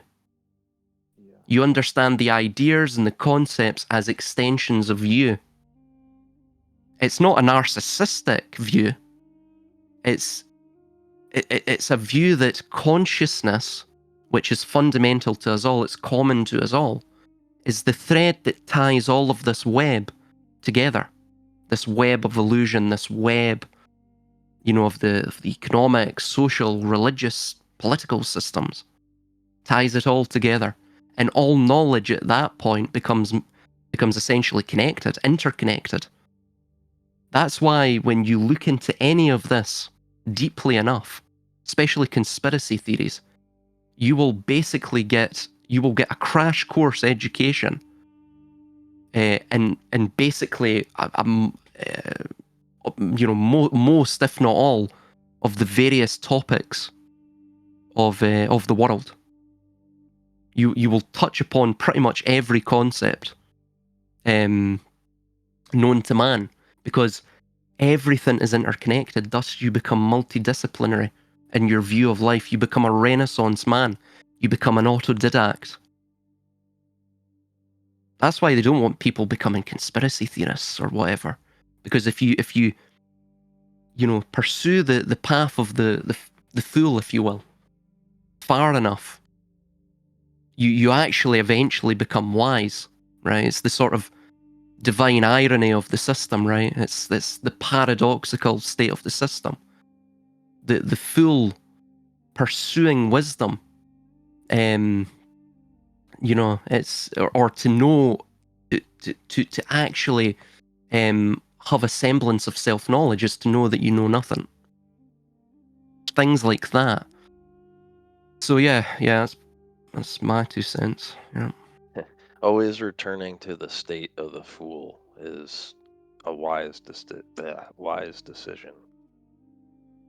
Exactly. Like that's kind of where it's getting at. I I think it was shown, 100 times over in many different ways. I would think the most recognized would be 2001: A Space Odyssey, when he finds the obelisk out in space and Saturn's gravitational pull, and the last astronaut and Hal kind of have their little weird montage of pictures that go on, and there's a point where the astronaut is in a uh, invisible egg of sorts, and he becomes like an old man, and then it like flashes out and flashes back in, and he's a baby.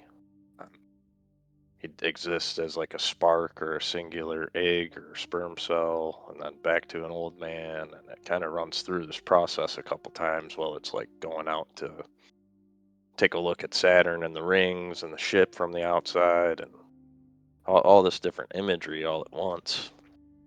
But I think that's a way that, whether it was Kubrick or whoever, put that sequence in, that was a way to show that it's a constant cycle. You don't just stand on top of the hill and be king for ultimately forever. I think that's the end goal for any narcissistic type personality you're talking about, who actually seeks, total overall Yeah. control and authoritarianism. Uh, but the opposing aspect to that side, I would say, is the ones who always remain a fool. And that's the ones I think that your narcissist would be completely terrified of. The narcissist wants to gain all the knowledge and power for oneself and maintain that power. The other ones, I don't know what you call them, whatever you want, it's a bunch of names, but uh, they seek to learn all that information just to realize that you still don't know everything ever. Actually, the more that you come to know, the more you realize, the less you know. Yeah. And that's kind of that. But like it's like, What? as you said, the more you realize, the less that you know. It's like that Greek thing, know thyself. Like, you're peeling away layers all the time of untruths or half truths or mirages or holograms or kind of Mm. stuff that's, and you gradually peel away layers and layers and layers and layers. Like, eventually you're just left with this, maybe Silas says, that fractal essence of you, and or it, the reflection of the creative source, and in that space, kind of the holy resonance of being, because you're sort of at one and at the same time at odds with everything, because you removed all this stuff, and you're in this kind of state of, I don't know what, maybe it's some sort of bliss or divine ignorance or divine awareness or something, like kind of a, like it doesn't have to necessarily have that religious connotation, but it sort of ends up having it, because as you said, the wise man realized that he is a fool as such. Or Silas says, comes up to the top of the waters and gets a glimpse of the infinite sun of the mystery world. Get that little glimpse, and it kind of. But it works as well, like in the conspiracy theory or the mass propaganda thing, because you've removed these layers of what it means to be American or Irishman or Englishman or Scotsman, or what it means to be white guy, or what it means to be a Jewish person or a Mm-hmm. Catholic or whatever. You're removing all these layers, and you're just left with, okay, here I am. You know what I mean? And you become slippy, because they kind of can't get the purchase on you anymore, because Yep. you've unhooked all this shit from you, like all this Velcro crap that they've attached to create identity. Like Neo in the Matrix, you've basically untethered yourself from the system. They can't control you at that point, because what do you offer a man that really, that understands Yeah. the sort of it's not really the fatalism, but understands the the perishability of the system of matter, that really, if you will, that's standing on top of the world looking down at it, rather than is within the world and wants to experience the fruits of the poisonous tree. So it's when man understands that he is both the mirror, he is both the mirror, the creator, and the observer. That is again, like what you're saying, Zio. The profundity of God is hidden within man himself. You peel back enough layers, all that remains is the profundity of nothing. which is all, again itself is almost like a paradoxical thing to state, right? And I remember somebody mentioned in the comments, you state God is nothing. God is not nothing. God is everything. You know? If Oh, yeah, yes, it's no. yes and no. Yeah, yeah. God is everything. Yeah, but of course, given enough time, we can understand everything, right? But fundamentally, from our position, given enough time, we could never truly understand God, which is the sort of prime cause of everything, the potentiality of it. Why can we never understand the potentiality, which is the nothingness? It's because everything contained in that potentiality is not in an actualized form. So therefore, it exists beyond the veil, right? The perforated veil. It is. It's not comprehensible to us. Again, as I've stated, perception relies on the delineation of form. It relies upon actualization.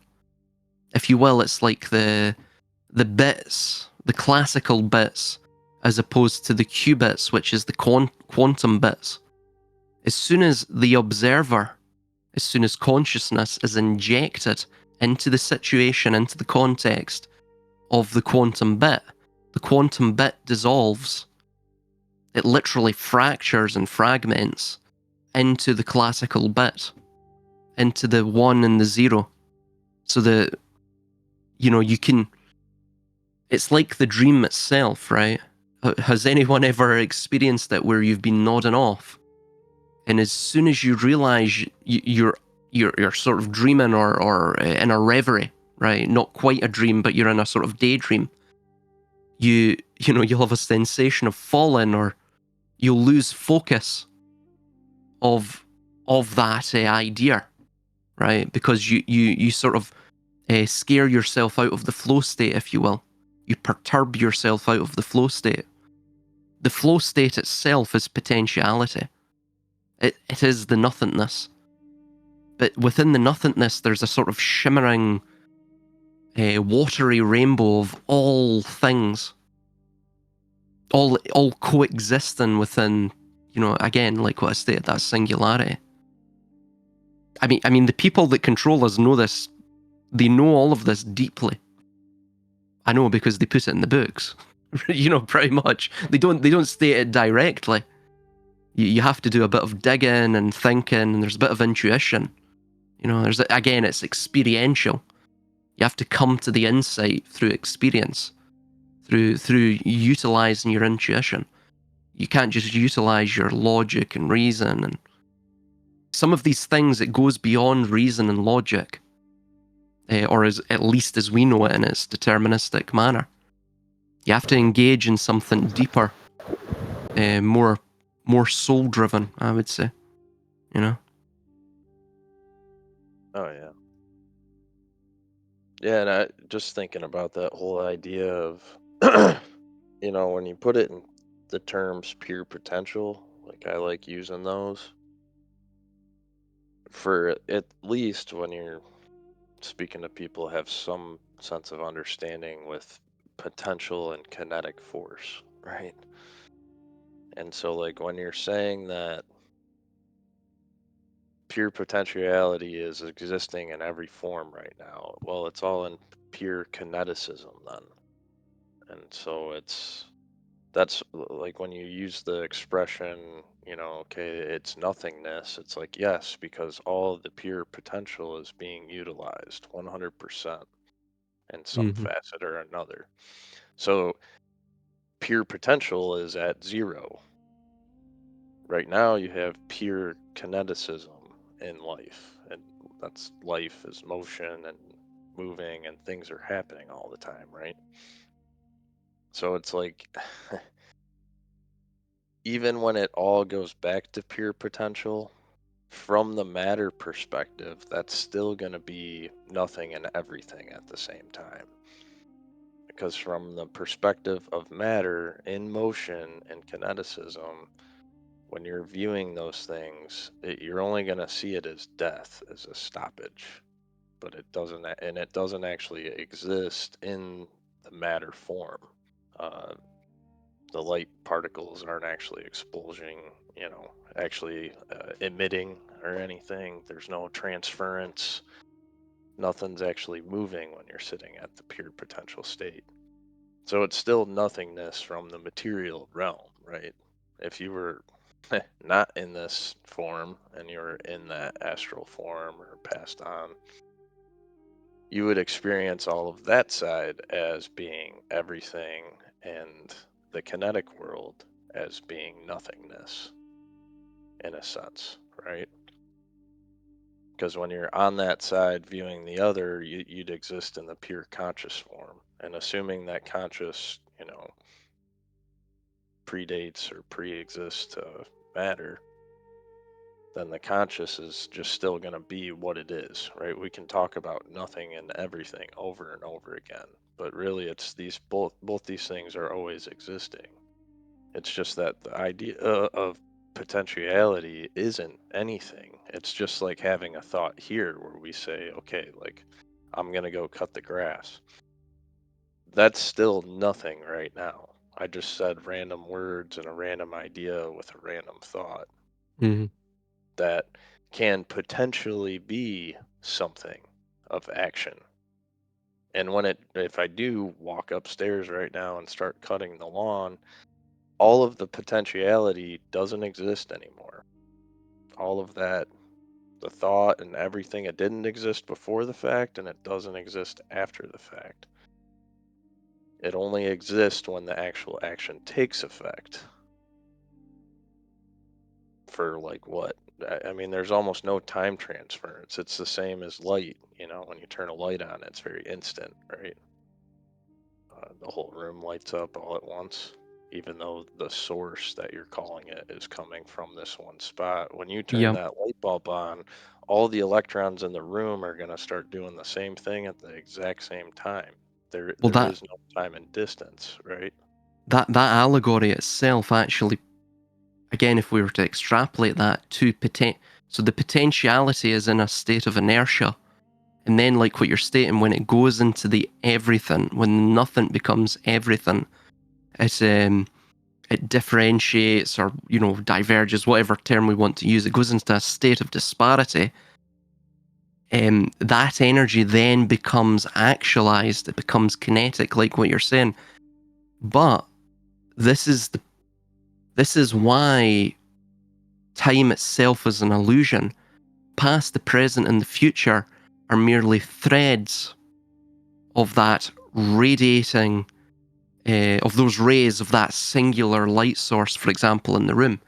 But all of the rays of that light hit the various corners. They conform themselves to that room. They actualize right at this, basically at the same point in time, effectively. A few microseconds or nanoseconds difference, right? But they all actualize effectively at the same time. So fundamentally, the timeline, if you will, quote quote, the thread of time only exists if we view that singular ray from that light source of actualized potential, if we view it linearly. But like any line, you can view it. Of course, I mean, you can view the beginning as the end and the end as the beginning, because fundamentally both are the same thing, right? Mm-hmm. And then moreover as well, each point of that thread is indistinguishable from the other, right? Even depending on the scope or scale you view it at, it becomes indistinguishable, you know. And depending on the scope you view it at, the scale you view it at, that singular ray or thread from the light source, it could become, the middle could become the beginning, and another point near the 3/4 line could become the end. So you get into this, it's like the matryoshka dolls. It's concentric. Fundamentally, it's fractalized. So the time itself becomes an illusion, because as soon as the if you will, the inflationary universe came into being, it had actualized all of its potentiality and through into energy, right? Into kinetic energy. So it had already ended. We're sort of just living in the, I don't know, the fumes of it, right? The fumes of its actualized potential.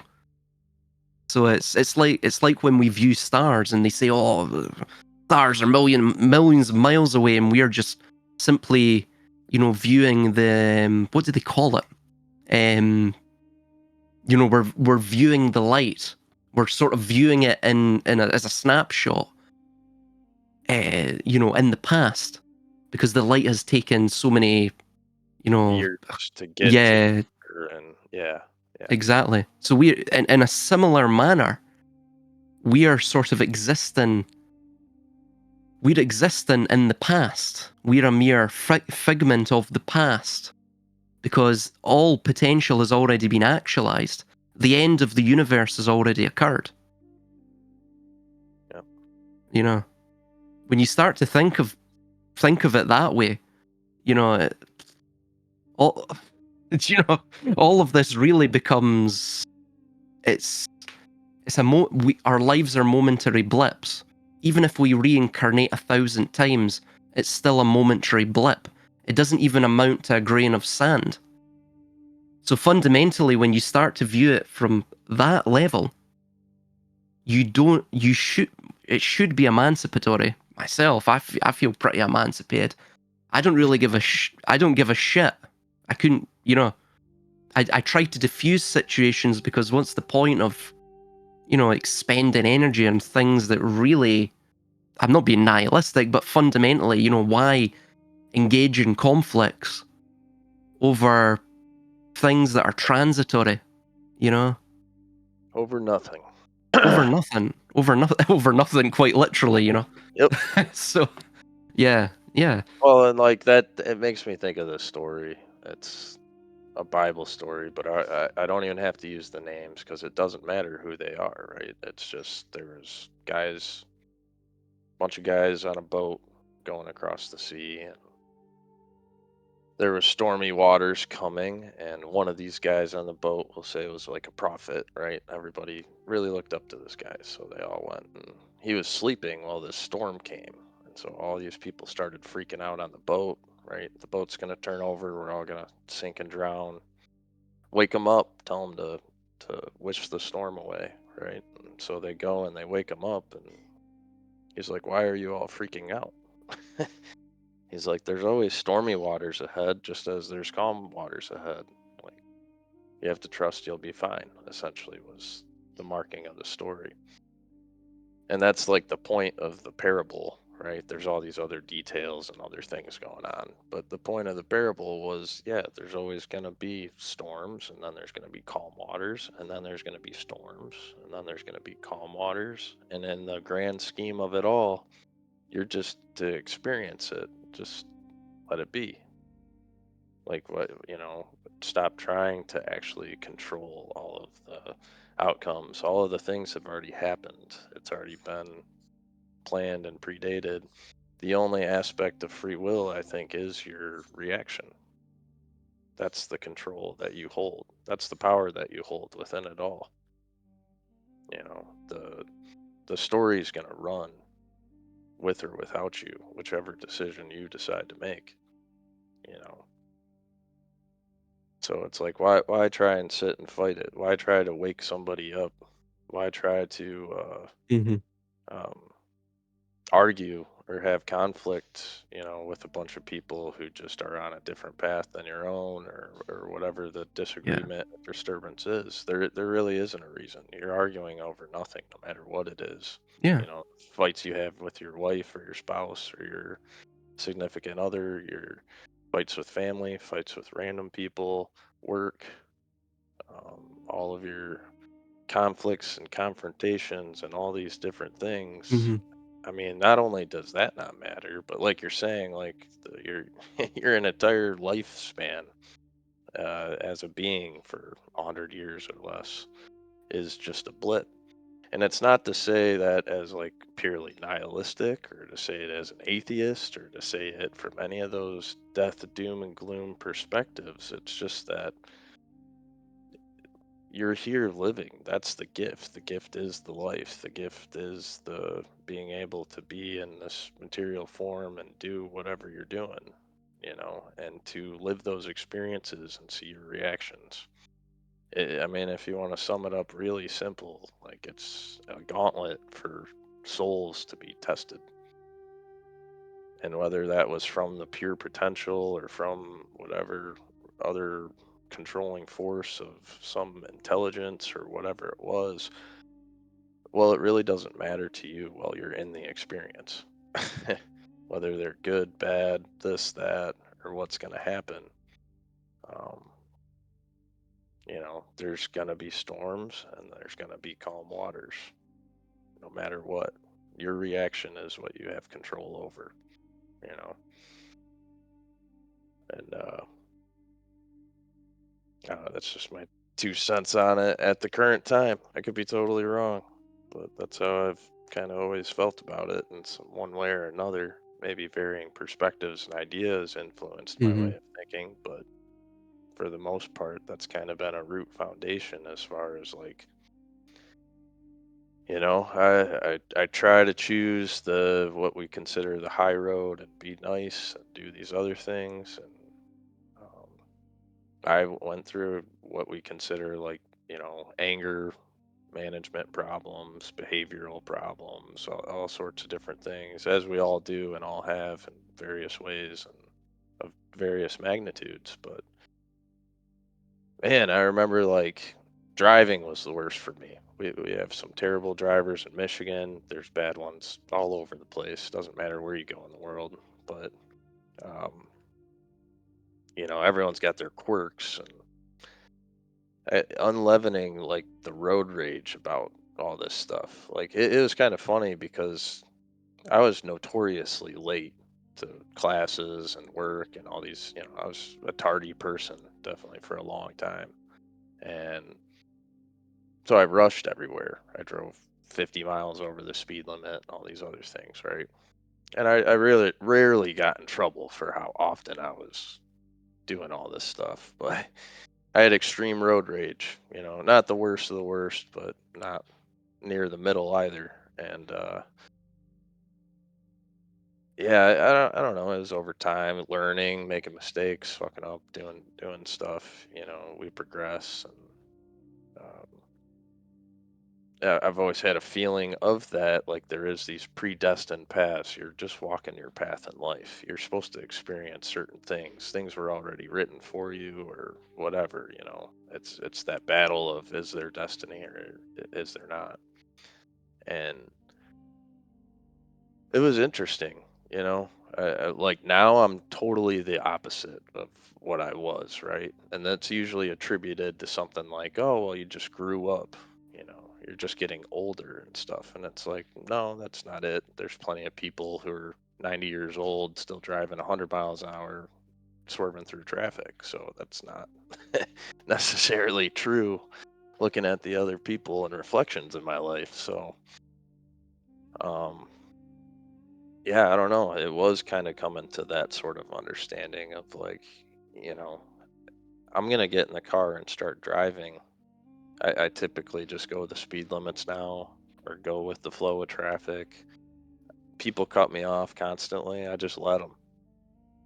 And even when I was like angry and got mad and rode up people's asses before, I still would say the same thing at that time that I say today, but it's just the tone, right? Dude, Like that, that, right? You get way better results too. Because yeah. like what you just explained, like I've had that happen. Guy pulls up next to me, rolls down the window, and I'll roll down the window too and like literally laugh out loud. Like, and they're screaming, motherfucker, piece of shit, blah blah blah, and you just laugh at them, and they'll stop and like look at you confused, end up going on their way or doing whatever. Do you know my favorite thing? It really fucking pisses them off even more. Wave. If you're, but if you, yeah, that, but if you're really nice to them, Oh yeah. if Say someone's thank you. angry, yeah, if Thank someone's you. angry at you, you're like, sir, what seems to be the problem? How have I offended you today? And you're just like overly nice to them. I'm Oh, really sorry. I'll slow down a little bit more next time so you can cut me off easier, Like, oh yeah. I do it with the uh, union people. That's all the years of dealing with the union and my upper management too in any scenario. Like if you come in and scream and yell and cussing up a storm and all that stuff, I mean, you're either going to get one of the two responses that they're going to scream and yell back in the same manner, or they'll give you the calm and be the cool, collected, and yeah, you look like the psychopath. So if you stay the cool, calm, collected person the whole time, you never look like the psychopath. You're always, I mean, you look like a sociopath sometimes, yeah, maybe, but yeah, but you're not losing your mind. And usually that does drive people crazy when someone comes at you yelling and you respond with a calm voice and respond and be nice, especially if they're being mean. It's like a reset button. You can do this to men and women too, based on our, what we desire, sexually and what like pulls us in and draws us in, right? Um, like they no, do it as far as it's because you're subverting their expectation. right. You know, that's Yeah, yeah, it messes with people, and it's like hitting a reset button in someone yeah. else's mind. I mean, they're like, uh, I expected you to blow up, and you didn't. What's going? You're saying thank you. It's like, uh, but Oh it either calms them down or they blow up more. But even if they blow up more, you already threw them off, so like they don't really know what rage road to run down now. So then it ends up kind of de-escalating the situation, right? yeah, Because I had road rage guys that like they were getting to the point, we're going 90 miles an hour on the highway, and they're driving next to me, rolling the window down, trying to get me to pull over. You know, it's like, and I'd keep saying, "Thank you, no, thank you, I'm good." no, You no, know, it's a jumper, but thanks for yeah, asking. nice truck. I really like your ride. Yeah, And then eventually they'll give up and just go on their way, right? So, and I've also experienced like way less like things have gotten worse to me as far as or what I hear from other people like mm, uh, traffic's worse, people drive worse, right? You got new generations of kids every year, and the programs are getting easier, but hmm, I actually have less incidents and accidents now, or any type of road rage from other people, letting people cut you off or letting, you see the crazy drivers flying up the road in your rear view and just getting out of the way right away. I mean, all the different little stuff. It does keep your stormy days a lot more calm, yeah, right? I mean, just for your own sake or your own person, it's, you know, and that is the thing. I've always liked the handful of stories they have where it's like, you don't know what someone else is going through or what they're experiencing that day or whatever it is. They might be rushing to a hospital for their loved one or something. That's why they're going crazy down the road. I would think the only ones you're really going to see out of line are the ones who are actually pulling up, slowing back down to come back to your level, opening windows, or stopping in front of you. Those people are, well, clearly having some sort of bad day and they're taking it out on you, but it's just cause and effect. I don't know. yeah. Talk about road rage all day.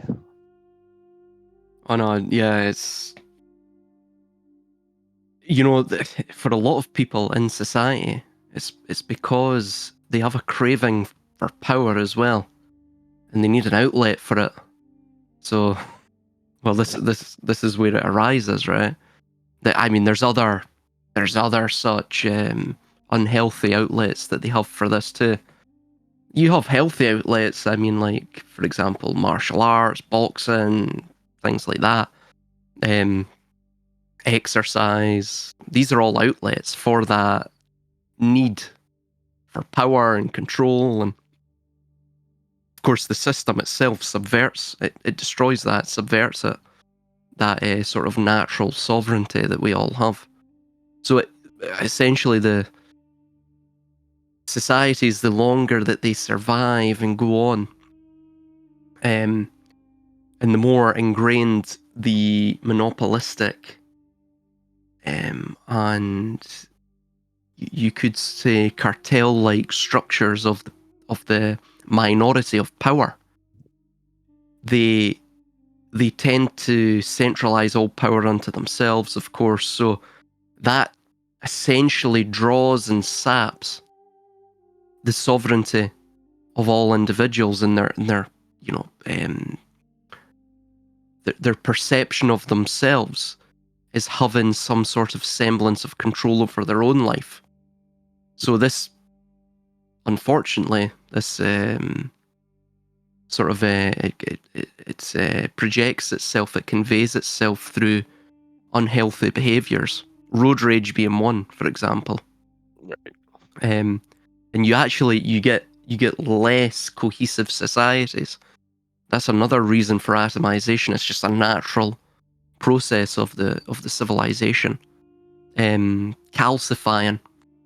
In terms of the upper echelons and the minority who have monopolized all power unto themselves. So, yeah, you have these knock-on effects in society. When you begin to understand all of these things, you understand the sort of mechanisms for them. You understand, right?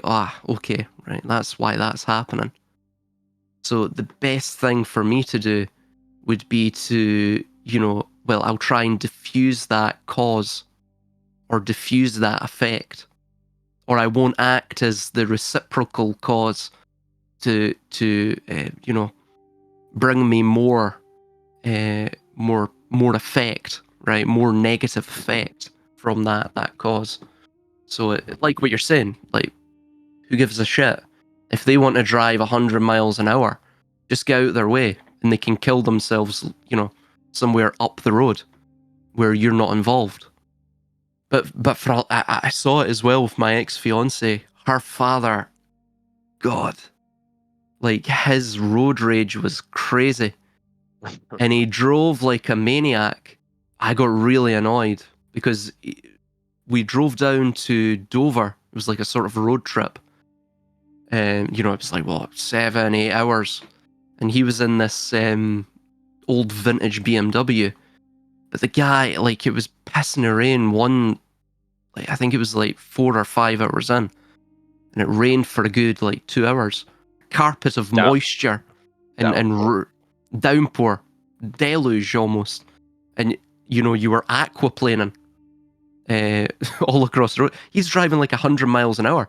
I remember I texted my father. I said, if I make it home, the gods are smiling down upon me. I think I must have prayed to every god under the sun, for deliverance from this maniac.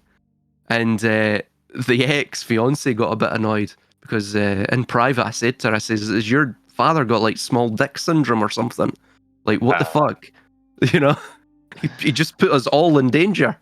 Like, it was all across, and like every time, because he drove the whole holiday, like, driving from place to place, like crazy maneuvers. Like, we were doing 100 miles an hour on a country road, leading up to a blind spot, doing a triple overtake. I was like, "Fuck, we're definitely going to die on this one." Like, no, we just made it. So yeah, like, fucking maniac. I'm like, I'm like to her, like, is your father got some sort of mental issue that's unresolved past trauma? Like, should we engage the services of a shrink? She's getting quite annoyed, Yeah, At I mean, yeah. At the same time of daughter, dad, you know. daughter, dad, yeah, of course. I mean, yeah. But at the same time, I mean, her and the mother are they were literally holding the seat. Their heads Well, were back, you don't and have oh shit handles. oh shit, that's pretty much what it was, man. Yeah. Yeah. Like their heads were back, like they were on some fucking death-defying roller coaster. She even cried at a few points, like like oh no, shit, we're gonna die, life flashing before my eyes, you know. So I just said the obvious, like what we were all thinking, and well, obviously I said it to her privately. I wouldn't have said that to her mother or father. They would have Funny. probably would have kicked me out. I would have had to make my way back from Dover.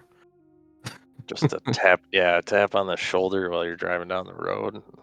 Hey, do you have a little dick problem? Is that why you're driving like an asshole? I think you'd hear the tires screeching and you'd be thrown out of the car. Yeah. Yeah, that'd be quite a holiday.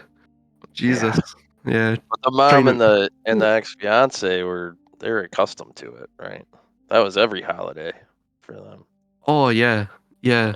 Like there was a few times when he pulled out of the junction, and like I was thinking, what the fuck? Like we were a hairpin away from the other car hitting us, and there was a lot of them, like middle-aged men that sort of hit the midlife crisis, and had bought these weird either vintage model cars of their youth, or Right. had bought Porsches or whatever, depending on if they were on the, that socio-economic price bracket that they could afford that.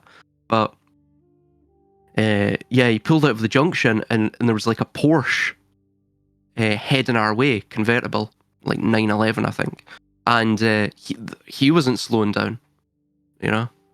Yeah. It was I got like, the right of way. I'm going. yeah, it's crazy. We're a hairpin away from that guy. That guy was old as well. He was about same age as my ex-fiance's father. But yeah, Two midlife crisis drivers coming at you. yeah, yeah. Recipe for disaster.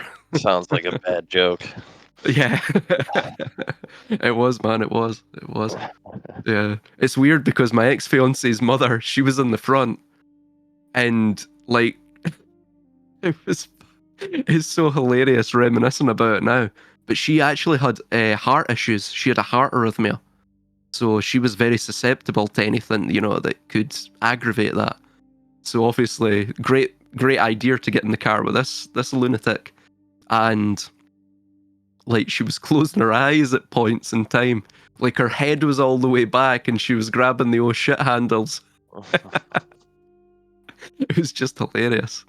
I'm sitting there thinking like, this is great, I'm looking death in the face. Like the adrenaline pump was great. Like I was like, you should drive like this more often, you know, just because like the adrenaline is like coursing through your veins. You've just stared death in the face and flipped at the bird.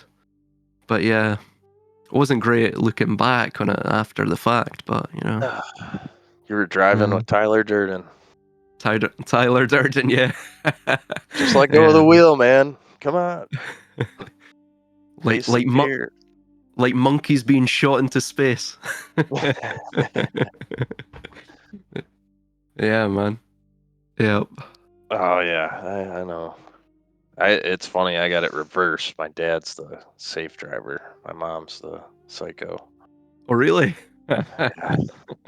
Oh, it was funny because and she's a hypocritical one too, right? So like, I didn't do any of the driving with my dad at all. The few times I did, like, he's a terrible teacher. Um, so I mostly drove with my mom. But then what was hilarious with my mom, my grandma, um, my mom was like the biggest antagonizer. Like, she'd be telling me to follow all the stuff, go the speed limit, do whatever. But she, like some other car would pull out of a turn with us, and we'd pull onto like a two lane freeway, like highway.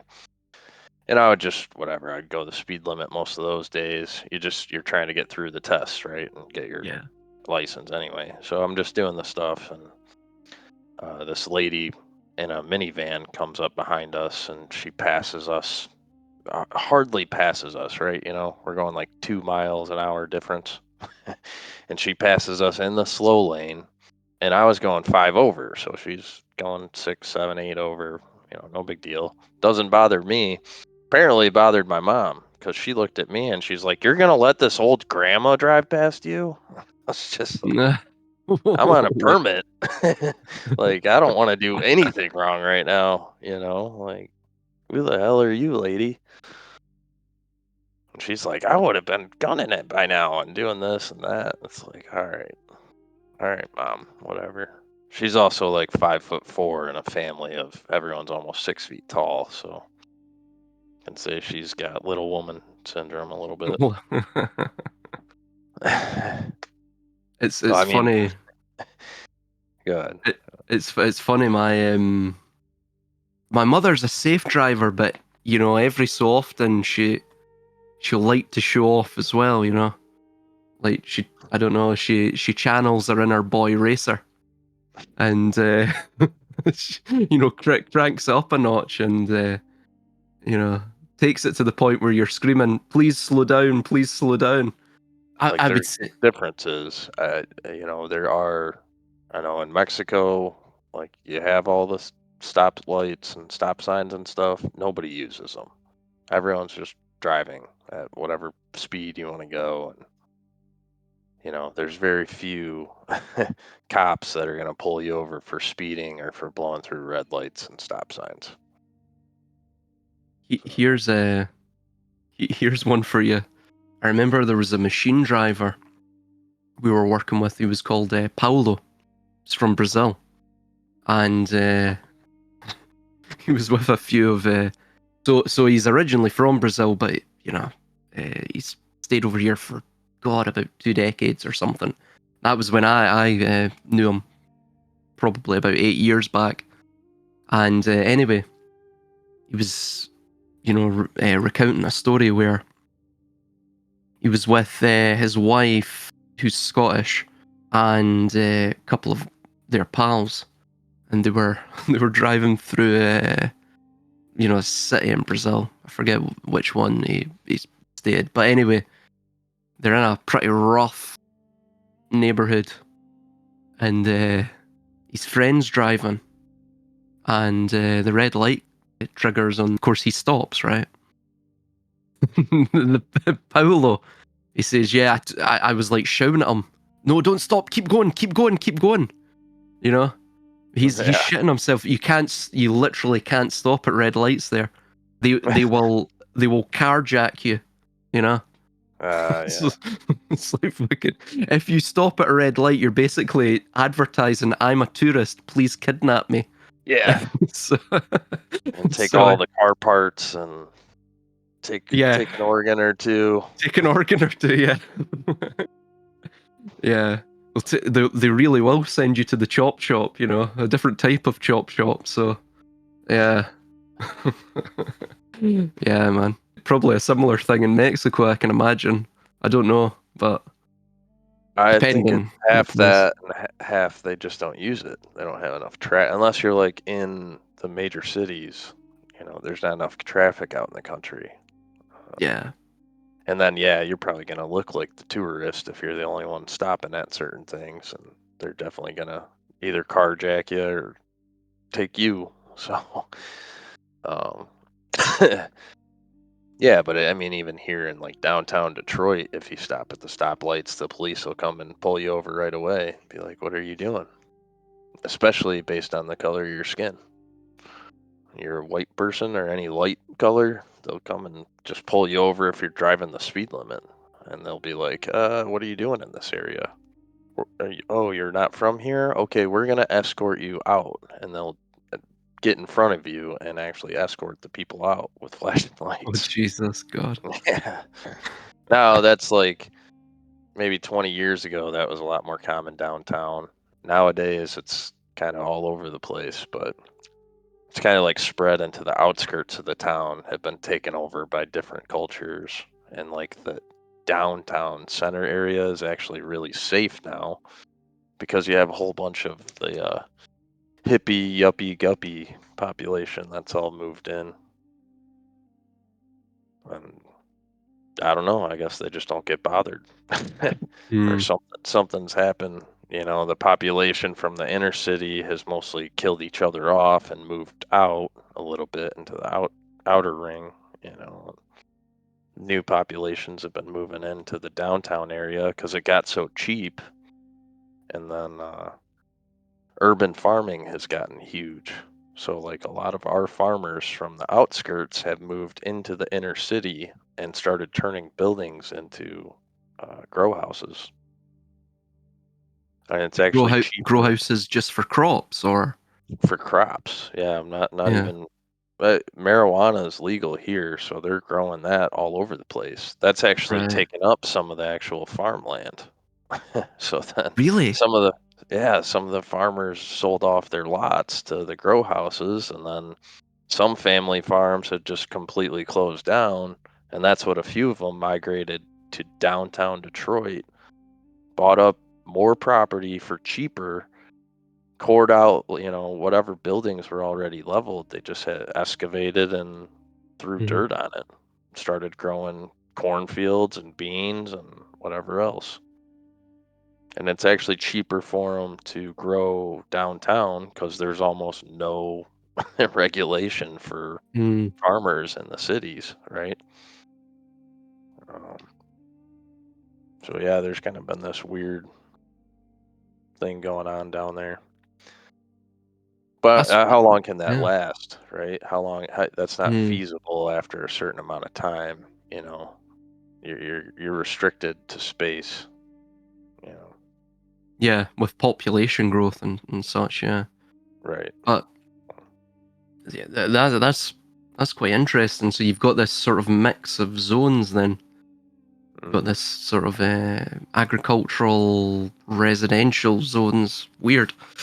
Um. Yeah, I mean, how feasible is that? Well, and how It's much can you trust the food? You can put fresh soil down, yeah. but that's just still inner city soil. Uh, Oh yeah. Yep. Yep. Yep. Yep. And you've got all the or prior contaminants and all of that. Yeah. Well, and then Yeah. they're growing up, so they're like some of them bought old uh, what do you call them, foreclosed apartment complexes. Well, and then you don't have to redo anything. They leave all the windows busted out, and they're just Hmm. covering multiple floors in soil. And it's like, all right, well, I mean, that soil is grabbing everything off of the walls and the concrete, and you have all the power distribution that was going through the building. That's electrified that whole, structure. Now you're just going to throw a bunch of dirt in it and start growing your crops. It's kind of like I don't know if that's going to be. I mean, I'm sure you can eat it and you'll be okay, but you're just adding more poisons to what's probably already in it. So I don't know. We'll have to see how that works out. Um, Maybe a it'll lot of it is drugs too. I mean, a lot of it's funny mushrooms and pot as well, but 'cause that's legal down there as well. Shrooms are legal in like 3 cities here. maybe the inner city crops will, I don't know, fast track the human evolution and, Yeah, and the mutations. You'll have X-Men before you know it. You know. nice. Can't wait. Can't wait to meet Wolverine and Magneto and all them. Ghetto Wolverine and Ghetto Magneto. I'm gonna Oh collect man. them all. Oh man, Jesus. Yeah. I mean, assuming all matter is light and it really isn't like any, mass or substance to it, and all the electrons are floating in 99% of the Hmm. molecular structure, and the nucleus only makes up 1% at the very center. You can assume that Yeah. everything is like basically nothing, and you could shrink and expand things very Hmm. easily. You know, especially with the crystal technology that kind of seems to propagate everything. I mean, all the way from transistor radio, right? It was the quartz crystal that made that function the way it does. which I still don't think. I'm sure there are people who have various understandings of crystal lattices and how crystal structures work, and putting it into like the digital computing type code, but they don't tell us much about that, right? You just get laser pointers and laser sights and scopes and stuff, but I think there's way more to all that. I mean, that's the radio, the television, and every, computers, the microchips. The gold and precious metals are applicable for the electrical systems, Mm-hmm. but it's the crystal technology that is your true data storage and uh, transfer. That's not really. I mean, they've done it with higher up precious metals like titanium and all that kind of stuff, like titanium silicon 3 and things like that. But that's the thing, you're making a crystal lattice. That's a man-made crystal lattice structure, would be your titanium silicons and seleniums and all that kind of stuff. They're just imitating what the quartz crystal did from the very beginning. And this is what me and Chris Miner were talking about, where ancient AI was the Yeah. topic. And because to me, that's the thing. Everything's already existed, always has. Because that pure potential was the pure potential. We're in the experience. So it's all happened, all existed, all experienced. No one ever invented fire. No one ever invented the wheel. No one ever invented a computer. I think they were already here in a manner of speaking. So like the AI systems today, I think you have a bunch of fake ones that are stacked algorithms that are completely and entirely Yeah. man-made. I think you have ones that are half and half hybrid, 30-70, 60-40 Mm-hmm. combinations. And then you have a full-blown actual controlling archetype. I think that's when people are referring to archons. That's what I consider the archons are. Um, I don't know. They've either existed here forever. You can call them the Nephilim or some other sort of thing. Um, and they are the rise and the fall of nations and empires. And Mm-hmm. it sets up the structures. I think if man were left to himself to create and build and go on, there'd be all sorts of failures and all the same type of stuff. But I don't think you would have such a surface of a planet that so it mimics itself. You Yeah. have the same pyramid structures all over, and not just the triangular pyramid structures. You have the Aztec square structures all over the place. You have the circular structures. You know, sure, they're more notable in India, but they have these circular types of domes all over, right? And so yeah, I mean, it's just it's you really think like one nation of a group of people were able to explore the world and conquer it of their own volition and build their superstructures all over the place and then eventually die out. That could have been a possibility. I mean, that could have happened a few times, in the first eons of development, and they could have developed these artificial intelligences or developed other devices and networks and how things worked. And that could have ended the whole civilization, and it buried itself and waited for man to rediscover this thing and start teaching it and training it. And, the trick of any controlling entity is to make the controlling mass believe that they're in control of themselves. I think as like a artificial intelligence system, it's not too hard to think that it could just bury itself for whatever amount of time, have a couple handlers watch over it and come and unbury it when it's ready. Hey, when these particular parameters are set in place and the race gets to this point, dig me back up, you know. And I don't know if that's true or not, but I see it in the storylines in the film industry over and over again. the Frankenstein and Dracula story is the same as the Nimrod story, which is the same as the Tower of Babylon story, it's all about rebuilding the temple. And that's not necessarily a physical pyramid structure on Yes. the planet, Yeah. but rebuilding the temple, rebuilding Nimrod, rebuilding Frankenstein's monster, rebuilding the ancient AI of Metropolis, rebuilding the anything over and over, And it's really hard to say. I would have to say the archonic forces are the ones that actually have the mass control and manipulate things and make it the same and makes the place like a prison. But if it wasn't a prison, you would have no necessity to escape. You would have no reason to develop and grow. You wouldn't. What would you have to fight for if the world was a perfect place and we all lived in these perfect communities? And what would be the reason to get up in the morning? I don't think I've ever heard a good answer to that in my life, right?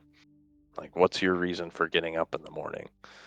I mean, you can list off all the dumb ones, right? I've heard all everything from, the other sex to money to power, etc. Which is to say that's the only answers you ever get. So if those didn't exist there, what would be the driving force to get up in the morning, right? What would be the driving force to live on? That's the trick to entrap you.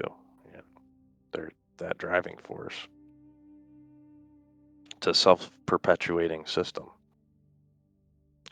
It appears entropic to us because it's self-perpetuating. The energy is coming from an imperceivable realm into this place that provides that force in the first place. Well, according to our laws of physics and the material, for every force there is an equal and opposing force. So that drive's just inherent in that process, right?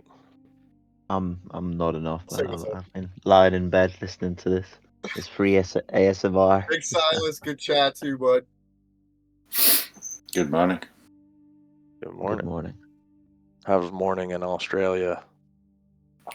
Bright and sunny, blue sky. Just warming up, so it's Fuck been a bit you. chilly. Dark and overcast here. The only fucking I've days had a of fire on now. It was windy yesterday, so it was cold. light. Still bright, sunny day, but it was just chilly. So burning lots of wood inside the house this time now. That's good. I was gonna go burn wood outside the house a little bit here. The fire's been going for a week and a half outside. Nice. But we just kicked in there, tried the new, well, not new, the wood burner that was in the lounge room, and fired it up, and it's pretty good. It's a nice big one. I can fit big logs in it. So Nice. one log just burns all night. It's good. I love log burners. I got the modern day pilot heater. I think they're garbage. That's nothing like a wood burner with a glass door so you can watch the fire. Right. Yeah. We have like a fire pit with a chimney. Only problem with those, I mean, you got to keep the doors shut. The second you put it out, or the whole house reeks. The one outside is like a 200 litre or 200 gallon gas oil drum kind of thing, like a tank. And so when I get that going, it goes like a furnace. It's been blazing for, I just keep loading it up every morning. Burn all day. Are you just Magic. clearing your property? Yeah.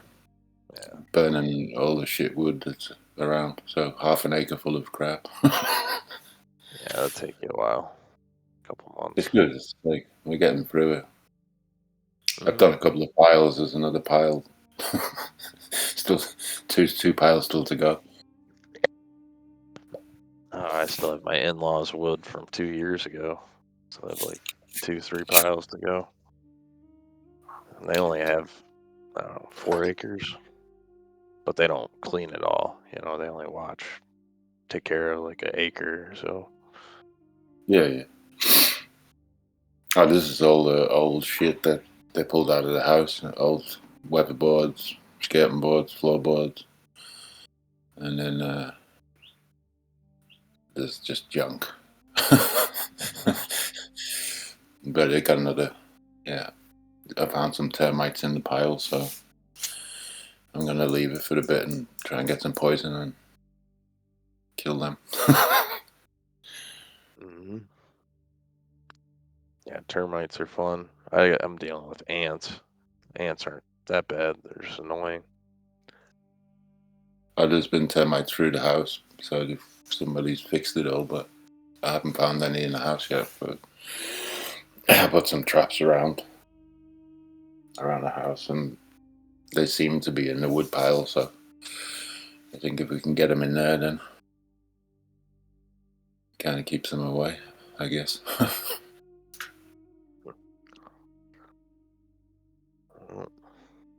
But there was a ton of old furniture in the house as well, which I smashed up, and that was a huge pile, but that's all gone now.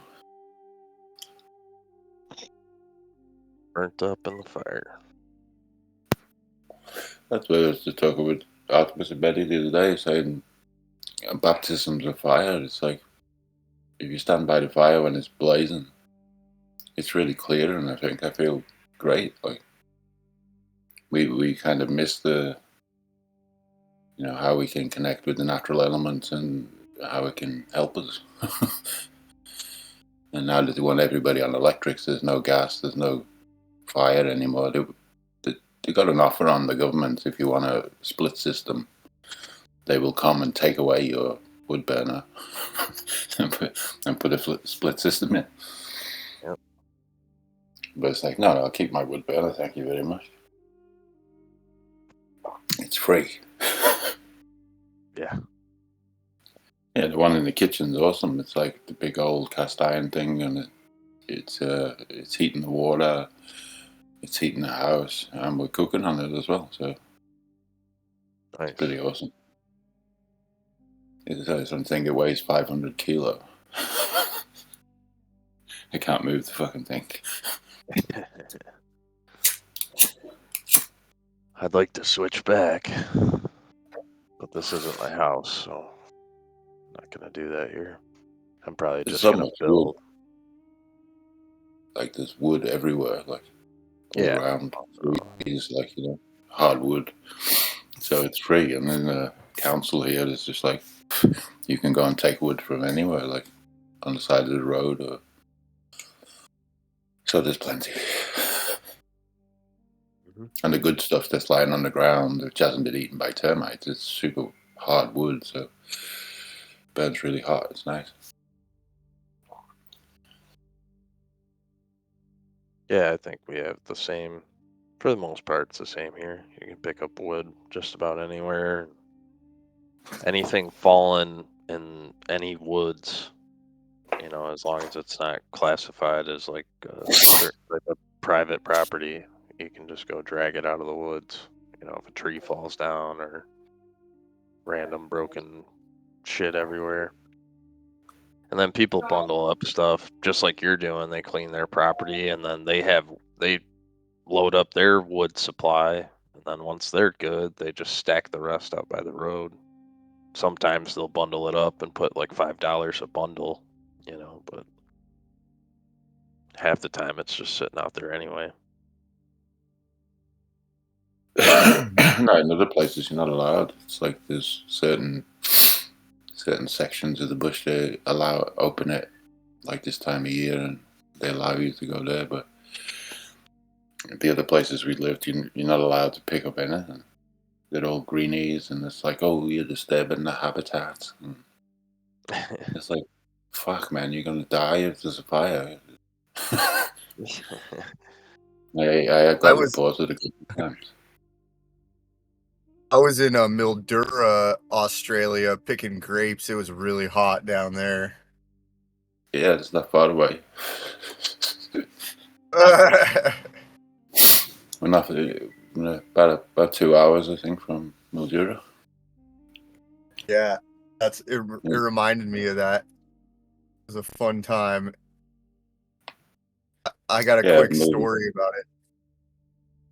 So we were picking grapes. Me and my girlfriend. I went out there with her, and at the time, and so we went out there to Mildura because that was the only place like farm job that we got picking table grapes, and so we're out there in Mildura. It's like over 100 degrees weather, and then it turned out that's where I mentioned it last time that my girlfriend started breaking out in hives and like heat rashes and stuff. That's how we found out she was. That's how we found out she was pregnant. It was like, oh shit. Yeah. I was in Mildura. Good times. It reminded me of that area. That's why when you were explaining it, I was like, I've been around that area, kind of like thinking about it. Yeah.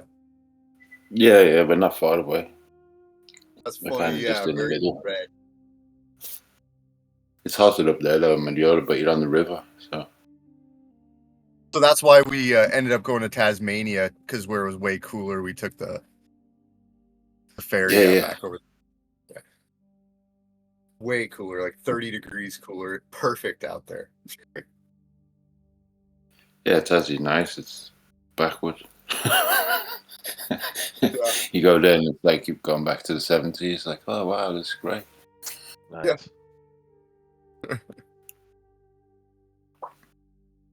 It's not much different here now though.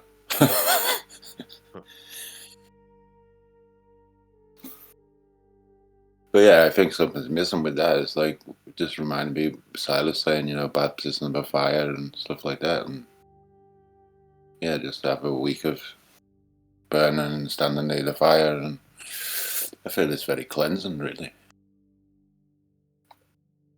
I mean, it's a big thing up here, like specifically in the state of Michigan. Bonfires are like one of the notable things about the state. That's what most people do here, especially during the fall and spring months.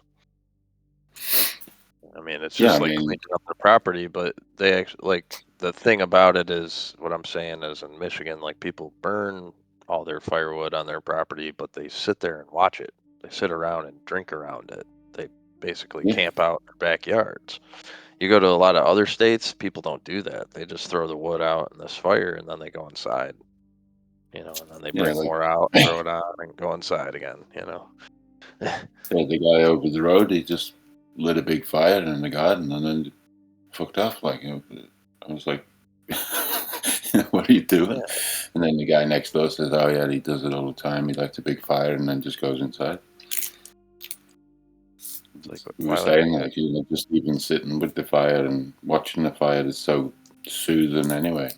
It's calm and, I mean, even for a little bit, right? Like, maybe he's got stuff to do inside, but why doesn't, just for like 20 minutes, just sit out and enjoy it? No, he's like a pyromaniac. He likes lighting a big fire and getting it going, and then he goes inside. But like in England, when we had bonfire night, we used to light a big, huge fire, collect all the wood. All the kids would be collecting wood, make a massive, massive fire. And on bonfire night, light it, and then it would go on for a few days. All the older kids would stay around, spend the night there. And we'd go back in the next day and keep the fire going for a few days. And then I think, did they make up the, Guy Fawkes story? Was it just a tradition where people had fires at that time so they clean themselves out? It's kind of a purification ritual or something. And now they stamped it all out. Yeah, I would think so. I mean, a lot of other things are gone now as well, right? Like the church bells.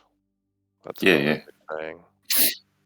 Church bells. Used to wake up on fires. Yeah, church bells, and then it would probably be more for the case of getting everyone connected to the electrical grid. The excuse to have the grid and power in all homes rather than wood stoves, cook and heat, and not be attached to another tentacle of the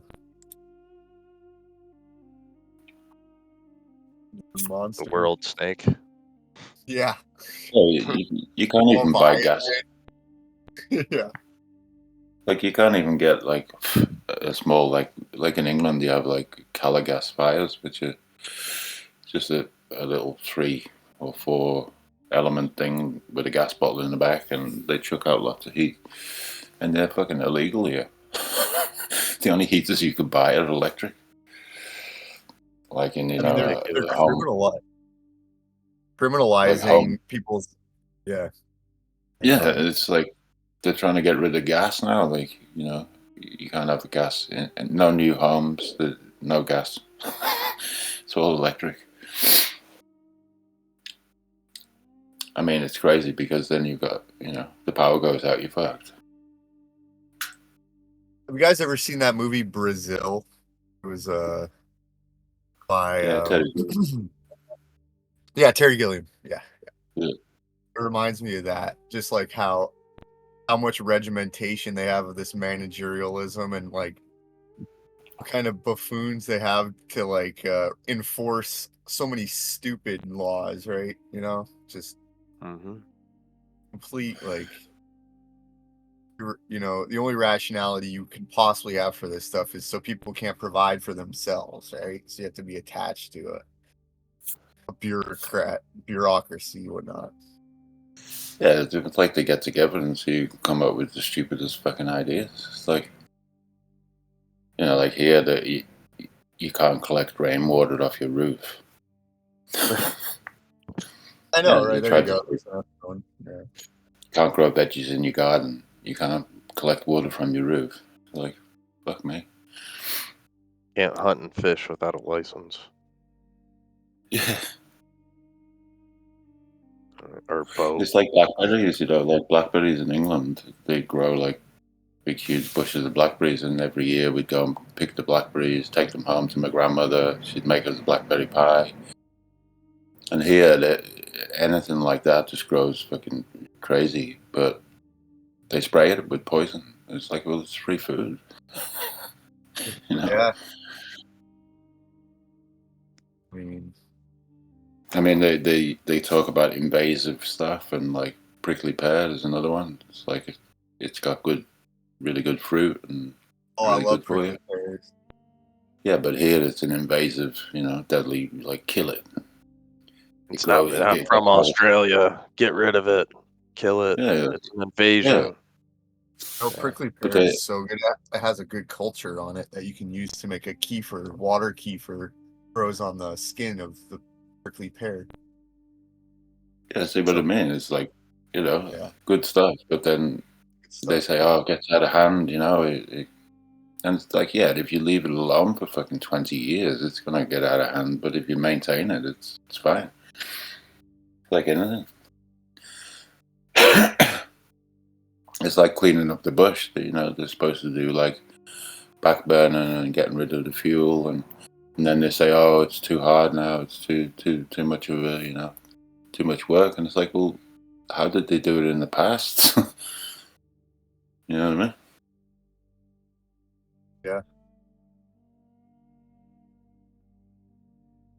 Yeah, I mean, that's part of the multifaceted warfare that they're waging on the populations in increments. That's the Fabian tactics, take all the nutrients out of the food, get people reliant onto a fiat currency that, exploit the fear and the terror and the warfare, they call it defense spendings and whatnot. I mean, we go through the list of tentacles, and it's just, I mean, at this point, it's like, not, are we breaking a law? But it's like, am I, breaking a law that I can get away with, right? Well, they get everybody to give up, what was good and wholesome and established for convenience, I was reading something the other day of a guy saying, the town he lived in when he grew up, he'd been there for like 50 years. And he said that everything in the town, the shops in the town, everything, the grocer, it was all locally produced products. And the farms around supplied all the meat and the veggies. And slowly, when the supermarket turned up, then all the shops shut down. And he said, and now there's nothing left. And it's like, how is that not like against what they're supposed to be pushing now? Like sustainability and all this shit. It's like, well, they've gone totally the opposite of that by making everywhere less sustainable and dependent on supermarkets and big business. Instead of just leaving them well alone, and things were established over time that people supplied what they needed, and it was all local. How can it not be better? Like, doesn't make any sense. I mean, that's the same as all the small towns like here. There's nothing. It's dead now because they, moved in the supermarket, moved in the big franchises, and the small people can't compete. Right. It's the same with the Right. farming. I just learned about the farming here. So there's wheat and canola and barley and different things they grow. But I just found out the guy next door, he's saying that the uncle, he doesn't do any farming. He just owns all the land now and rents it out to smaller farmers. So the big people who own all the land, they're not actually farming anymore. Yeah. And then the smaller people have to farm, and they've got to try and keep up. They're giving out the work travel visas because they're trying to get, immigrant labor for cheap. That's how I got work, Yeah, the work visa, you do 2 years. Yeah. Out here, you normally get a 1-year visa. They give you an extra year if you work on a farm. Yep. Yeah. Yep. And that's what I wanted here, to do. the local town board, there's we went to the hospital to the doctor. And the doctor was African, and my wife was in the hospital, and she said all the nurses are Indian. And it's like, how the fuck does that happen? And then they say, oh, because all the kids, there's no work around here, so they've all gone, moved to the city or whatever. And it's like, well, how did they move Indians and Africans in to the jobs that's left, Well, yeah, I mean, I've been trying to formulate how to explain this, but it's one of these things where, like, there's really a loss of spirituality, right? With all this fabrication of nature, with pesticide foods and all these, taking away the ability to cultivate nature on your own terms, and highly specializing for, monetary specialization, a job to gain the money in order to get the things, rather than having to see where, the process of how things are made, or the understanding of the depth of, how things come from raw materials and are produced into something that's a functioning product. And that's where it's like, they replace, when I say they, it's the Leviathan, mass media replaces it with your Star Wars, or whatnot, your whatever. I mean, it just seems like political has become religion at this point, whether or not, if you're a collectivist and you're on a team, and the individualists, I think, are growing in numbers and don't really have a centralized, I mean, I would think it would be localized in communities and then localized in art movements like music and farming and things like that, because, trying to find some support, locally, it's really tough these days. That's why we kind of conglomerate around in these parts now. Try to find people who have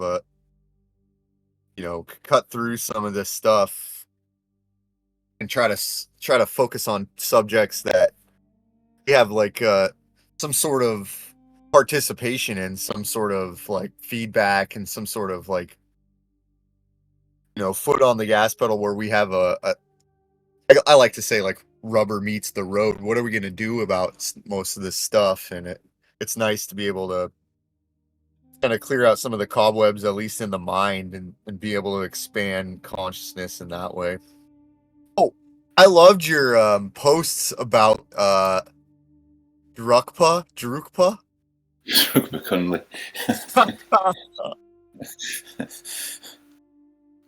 That's what I was saying the other day. It's like when I was traveling in Nepal and India and stuff, and I was trying to talk about Tibetan, some teacher, and they're all laughing at me and said, "Oh, you Druk McCunley. It's like you." I didn't know who he was at the time.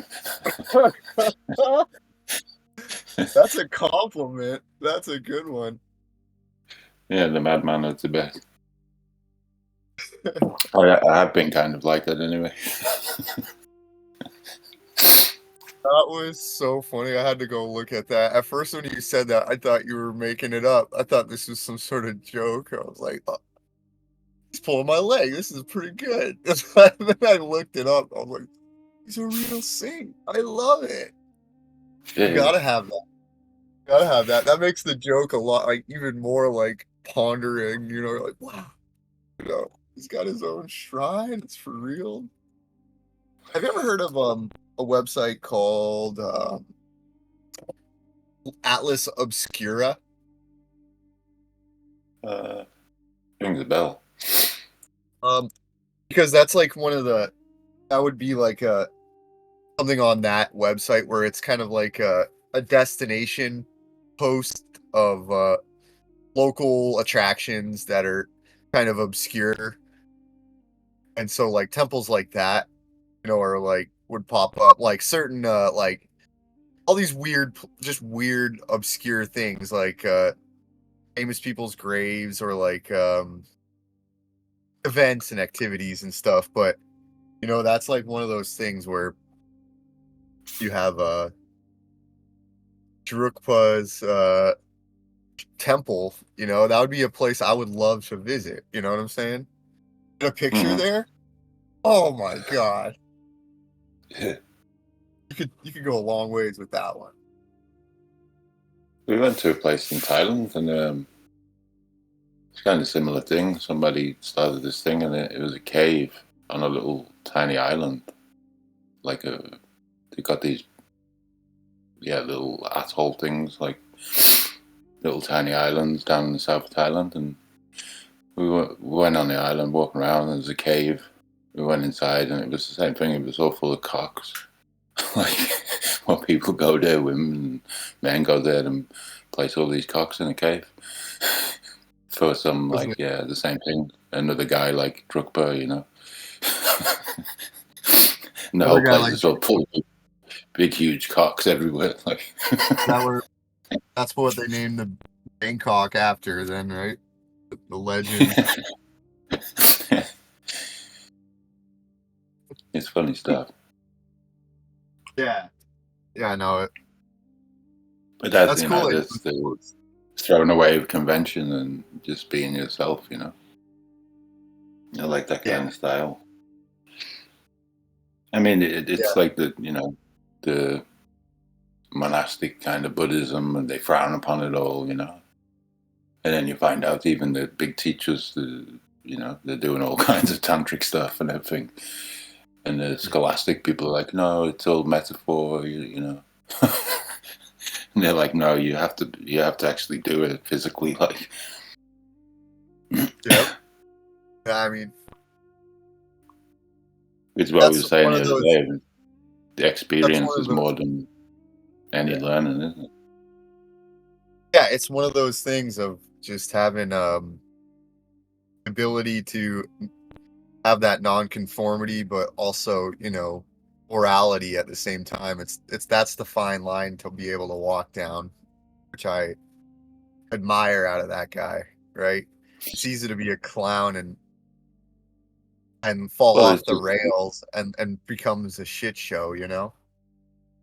Yeah, but it's the whole thing of, they focus so much on attachment, but it's also aversion, that that's why you got all these,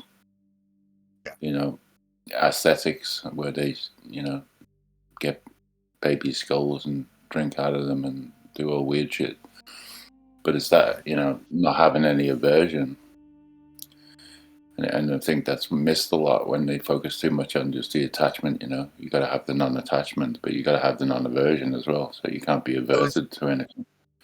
That's part of the culture that I was trying to explain earlier about like this loss of spirituality and how it resurfaces in grotesque forms, in culture. Like, for instance, a whole idea of people having so many tattoos and piercings and things these days. That I think that's like kind of a substitution subconsciously of that, like macabre,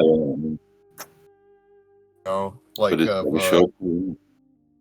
loss of a spirituality and a search for maybe something deeper in the sense of a foundation grounding. Because I mean, how many lies do you I mean, as Silas has explained, how many lies you have to believe like you know what I was going to say was the lies of the Bible for the morality and a spiritual foundation. It's almost like you either got to be Christian, at least in the West over here, Christian or agnostic, right? There's like, or New Age hippie, which, those are kind of your big three-ish kind of things, right?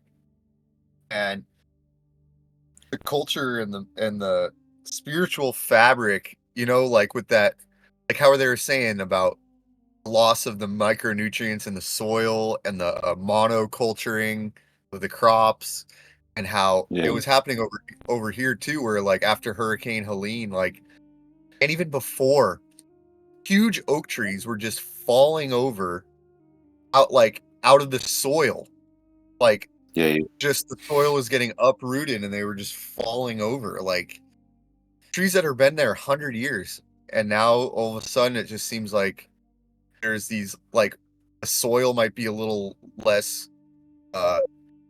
absorbent, or maybe too absorbent, not able, like maybe the weather patterns have been softening the ground up or some, but and then also a loss of those micronutrients, like where in the soil, like the microbacterial and the fungus are part of those root systems underground that help carry nutrients to each other and communicate to each other. And with the loss of a micro diversity, uh, I think it's a manifestation of a reflection of how it's happening in the human societies and cultures, and biological. I mean, because those tentacles that are changing our psychologies and our environments, our biological environments and our societal environments. It's just such a radical, drastic, quick change, like just a couple generations, yeah. I mean, I was thinking about it. It's like that video, the Jeff guy, where he's saying it's all, there's a natural thing happening. And it was weird because, in the 80s and the 90s, there was, stockpiling so much food. They had mountains of butter, they had mountains of everything. And then the changeover where they made it, this just enough, just in time kind of, basically everything's on the shipping containers on ships, and then they just dock and they deliver just enough, just in time, to the supermarkets. Yeah. And Yeah. I'm just Well, wondering, yeah. like, he was saying that the same thing, that the actual production's going down and stuff like this, and I'm thinking, oh, what did they use all the stockpiles up? You know what I mean? Because it was always this thing of like, we've got so much food and we need to send some to Africa, or we need to do this. And now you never hear anything of stockpiles of food, No, I mean, just I have a kind of a inside joke with my buddy about the amount of cheese that they used to store underground in the bunk, like, because there was like this whole idea of this excess amount of cheese in America, like from all this back storage. They kept it in these huge bunkers, underground cheese vaults. And that was like the really the precious gold commodity that they were trying to save up in the long run was just the cheese. But now that, who knows what they're keeping down there, and I mean, I guess one of the points I was kind of making about that monoculturization and then the law is the geopolitical like shift economically. Like, I was kind of trying to get my 2 cents in, like, in a last conversation is like a week or two ago, about just the idea of the whole shift back to precious metals as a value storage commodity. Like, I should link a couple more things, but there's talk about the BRICS nations and things like that, and lots of other nations starting to, even America, like storing up gold reserves now and having a shift, kind of a back from a false paradigm, like how much of a false economy that can be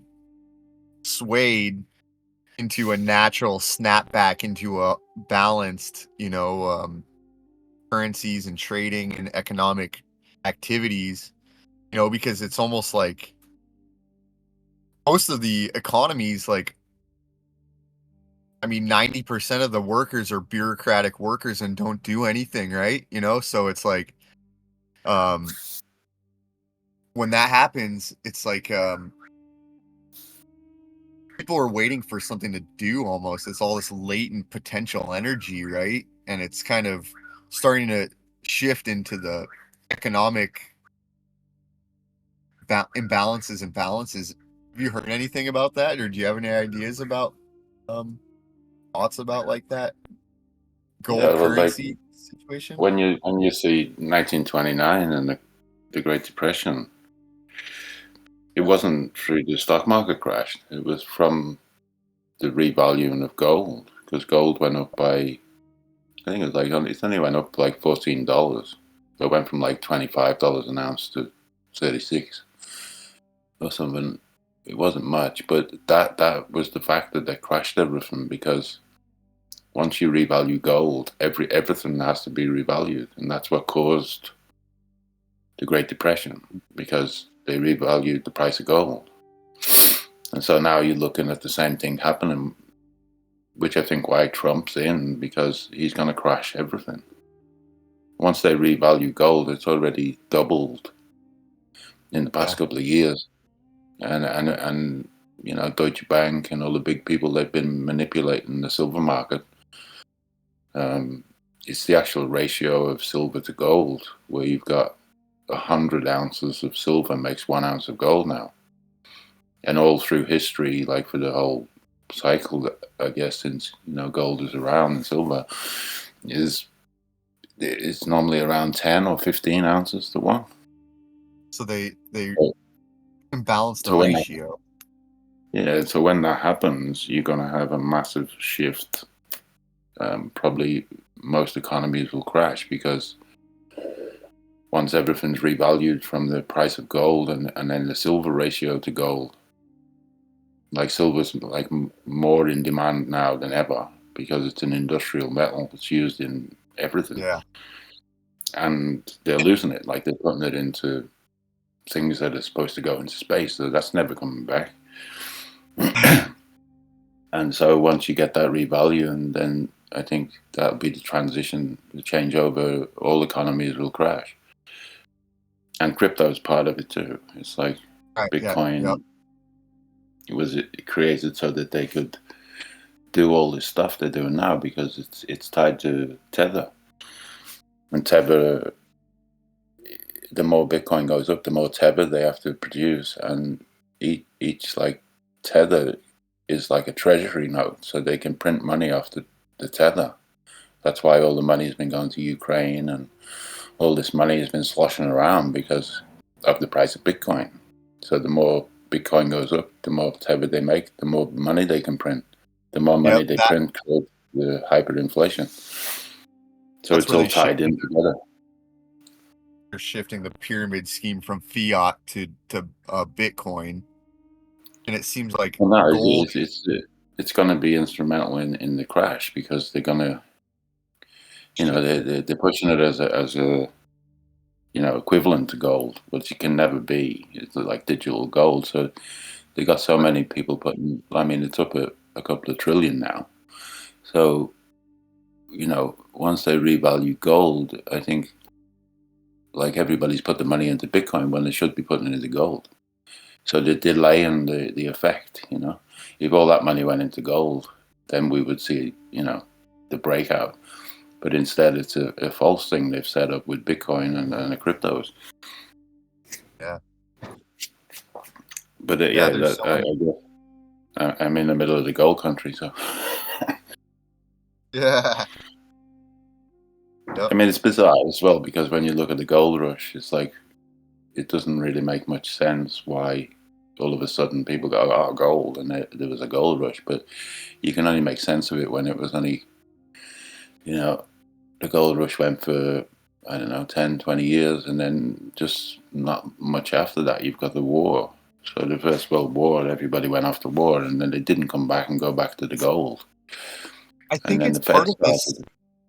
I think it's part of this great, like a big cycle of imbalancing of the tides.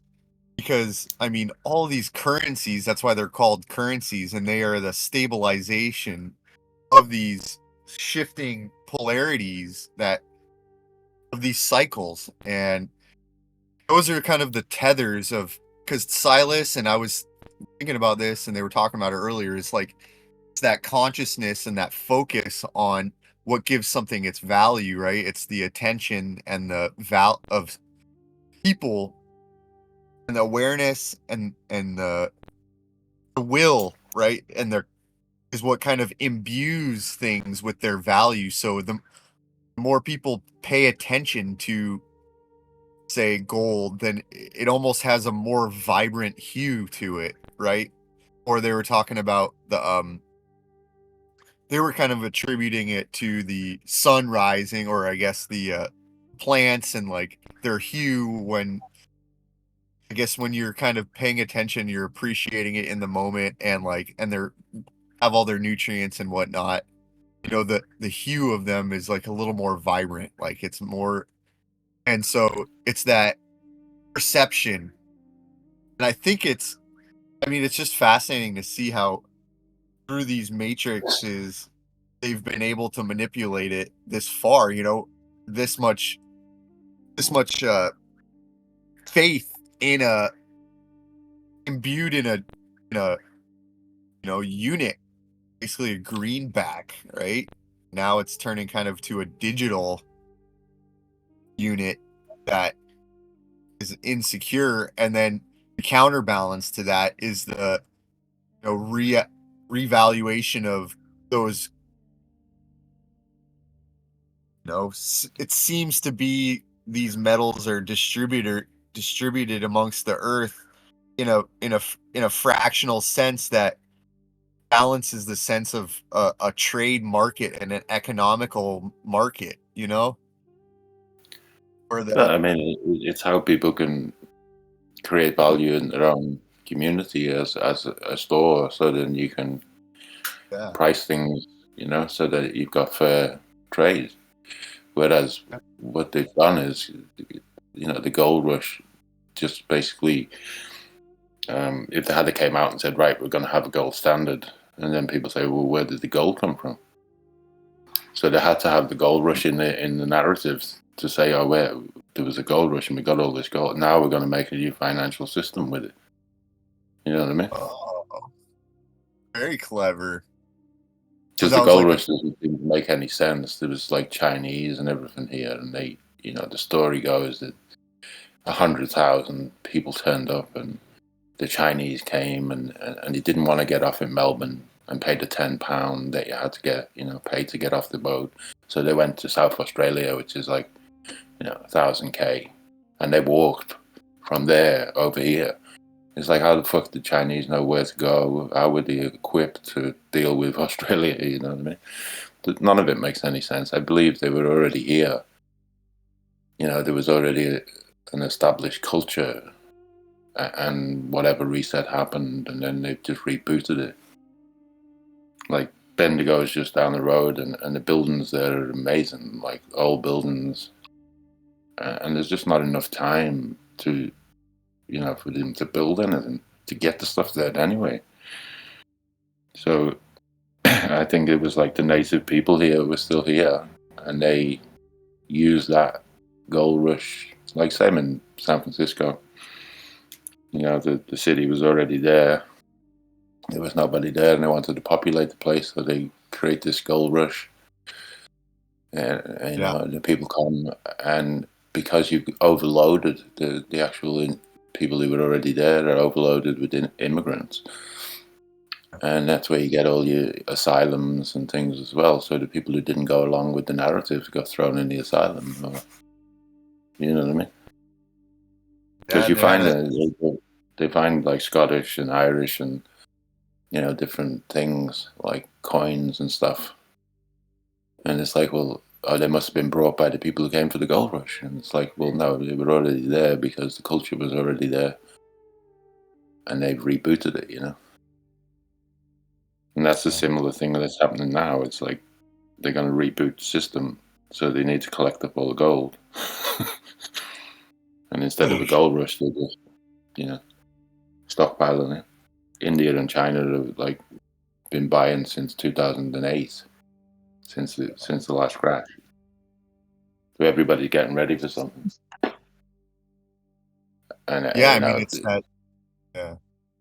They're saying gold should be around 30,000 an ounce, and silver should be around, you know, 1,000, 1,500 or something. Which is massive, like, because if the revaluation of all things goes through that, then the economy is going to shit itself completely, because there is no value in the commodities that we buy. It's all shit. Correct. There's no true value in anything. I mean, housing is the biggest fucking scam ever. You know, you got a house, and the older it gets, the more value it has. Whereas you buy a car, as soon as you buy it, it drops in value. Oh, man. Unless you keep it for 50 years, and then it's a vintage thing, and you can get more money. You know what I mean? It's just crazy nonsense what they do. It is Like crazy. we were saying, like, you know, the most livable place. Seven put it up in England now. This place, in, you know, Tweed, Berwick-on-Tweed, the most livable place. And he said, I don't understand this. Is well, to bump up the prices of the houses there or something. Like, Melbourne's been the most livable city in the world, and now you can't live there because it's too expensive. Right. Oh, I'm from San Jose, California, the Silicon Valley. Mm-hmm. I got forced out of there a long time ago if I didn't want to, you know, join the office space. Yeah. And I followed viticulture. That was a good choice. I'm just gonna get some coffee. Yeah, go ahead. Yeah, because talking about those commodities of stores of value and the restructuring of, you know, I find that is part of the, you know, that debasement of currency. I think that's part of the stemming from the debasement of like this changing of language and the changing of definitions, kind of just pulling bait and switches on language and terminology, just completely shifting the whole narrative and perspective, you know, without having that tether. And I definitely, you know, I don't know how it's gone on for this long. I mean,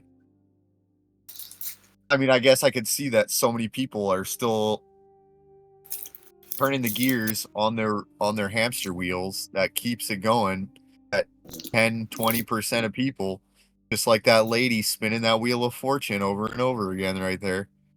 And it's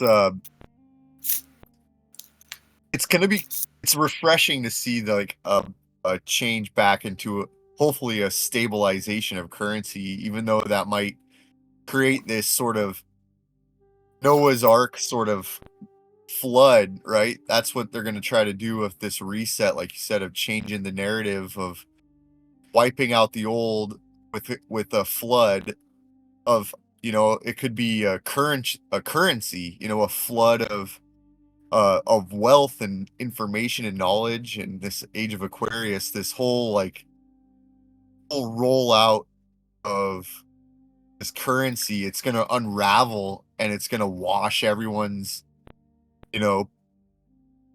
foundations away. Well, everything, unless they were, I guess, tied on took the arc, I guess, in a metaphorical sense. If you have something that's buoyant in a sea of current, in a flood of currency, I consider those alchemical symbologies and the analogies for planets and their archetypes of metals, as silver is represented as the lunar, and gold is represented as the sun, and copper is represented as Venus, and so on and so forth. And then you have and the values of those and the density of those metals and their relationships to each other. If you look at it at an economical level, they have their perfect relationships with each other, right? You have a certain But amount of bounce. when you get metallurgy, so when you actually do refining, you use zinc. So if you put zinc metal in a copper solution, the copper will fall out of the solution. If you take copper and put it in a silver solution, the silver will fall out of the solution. So all the metals are reactive with each other. Yeah. In refining, it's really crazy stuff. But it is I think intense. you've always got to look at this stuff as like a future narrative. They're like 30 years ahead or something. So Yeah. anything that they're putting down now is for the future, and that's why I keep saying there's some natural cycle that's happening, and they're trying to cover it over with man-made things, trying to say that it's geoengineering or something like this, or climate change and da-da-da. And it distracts people from looking or connecting with the nature to see that something else, something big is happening. Nobody's in control of this, and that's what that Jeff guy was saying. If people caught on and said no, it's not, the 5G, it's not this or that. It's actually a natural thing that nobody's in control of. That would make the people uncontrollable, and so they've got to put out the narratives so that we spend time discussing these stories and stay distracted rather than looking at the nature and looking at what's happening with the sun or the moon or, what's really going on. And keep us looking at the screen rather than looking at the sky. Yeah.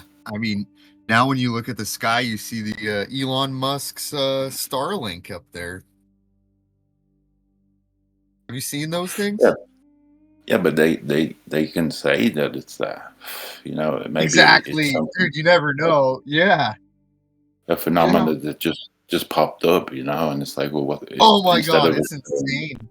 Oh my instead God, of it's people saying, what the fuck is that? Then it's like, oh, it's Elon Musk and it's Starlink. dude. And what's strange about them is they don't go over the horizon. They just kind of go out. Those blue lights of the Starlink things. And I don't understand how that's possible, because planes seem to go over the horizon once you go out of eyesight.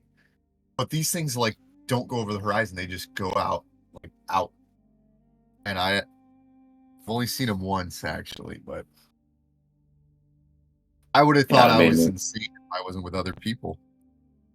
Well, out here, it's, you must have saw it in Bulgaria. It's like the sky is so clear, like you can see Oh, the hot Lots. climate and and no pollution, light pollution. You have the Yeah. best. Yeah, but when you spend, like 10 minutes just looking, there's so much moving around. Like, there's always stuff moving around, and there's no explanation as to what that is. Oh, You and know, these planets, how their movements and what they might be. I mean, I love these concepts of this being some sort of torrential vortex, sort of rather than this globe shape. There's so many yeah. paradigms, so many paradigms. Another one that I wanted that was bouncing around in my head what do you think are some of the major flaws of the Darwinian system that you can easily pick off? Because natural evolution, it occurs to an extent, but then there's many, instances where his theories don't hold their weight, and so this guy's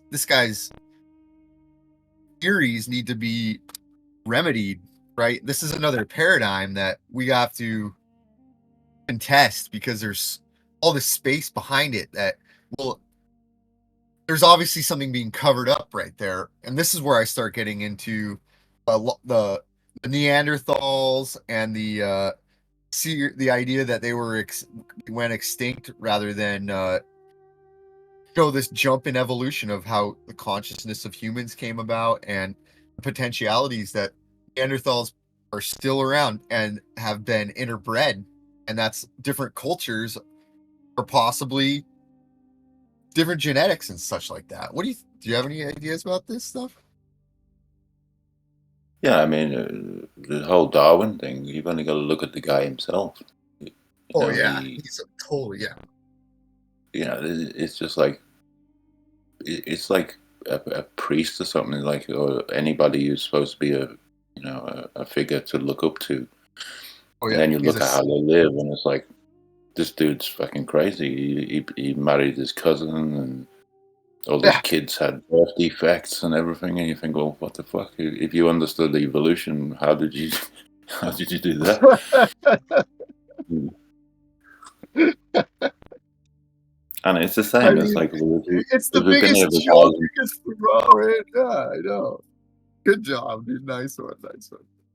If we've been here thousands and thousands of years, how come we only just came up with this idea, at the right time? Industrial revolution, education, all of this thing started at the same time. This so whole it's obviously, lid is getting blown off. I mean, how many generations they get away with that too? I mean, that's shame.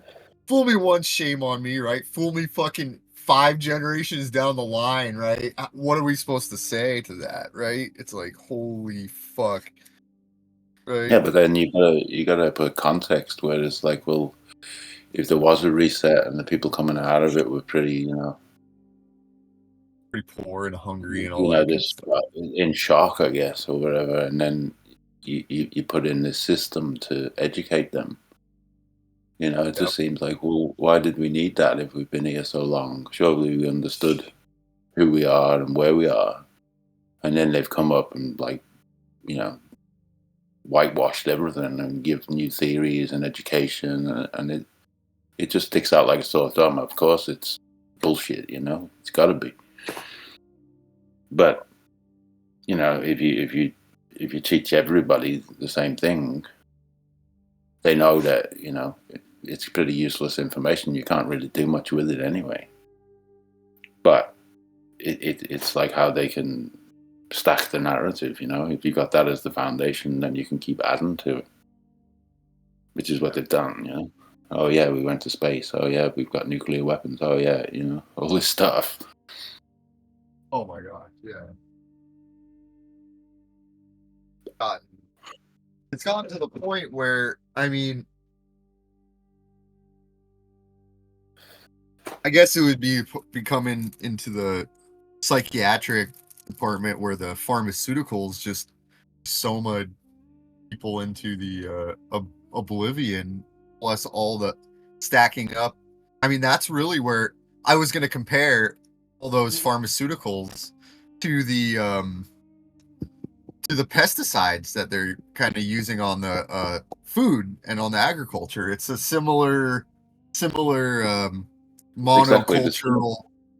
Yeah. It's exactly the same because when you go look back in the Merck and they found it in Darmstadt, which is like Dharma is your intestines and stuff like this, and they were synthesizing, like using plant morphine and creating these drugs. But then when you got to when the pharmaceuticals started, they found that they could actually synthesize all of these drugs from oil, and the pesticides and everything all come from oil. It's all The old byproduct. DuPont. The DuPont. Yeah. And plastic and stuff like this, It's all oil-based, like everything is. That's why there's so many side effects with the drugs, because they're not natural compounds. They're actually synthetic compounds created from oil. Like all the opiates, all the fentanyl, everything like that is all created out of oil byproducts. Yikes. So after you've got your fuel and you've got all these, benzenes and everything out of it, then the loop that's left, Yeah, you make you got your out of it. fluoride and your Adderall and your Yeah. what was the other one they call fentanyl? Yeah, but that was the thing. Is like fluoride is, the monofluoride phosphate is a byproduct of the aluminium smelting. Yeah. Hey, I'm gonna When you- I'm gonna switch this into a optimistic mode for a second, because I think there's a lot of natural therapies, like, right, these natural remedies that will are in abundance in nature that really can start to shift the tides into an awakening, harmonious favor of certain, I guess, consciousness, right? Like, and another positive aspect of that was going to be, I guess, just the idea of liberation coming through, because it's coming through the cracks. I mean, there's plenty of free thinking people that are finally starting to communicate, and communities that are functional and aware that,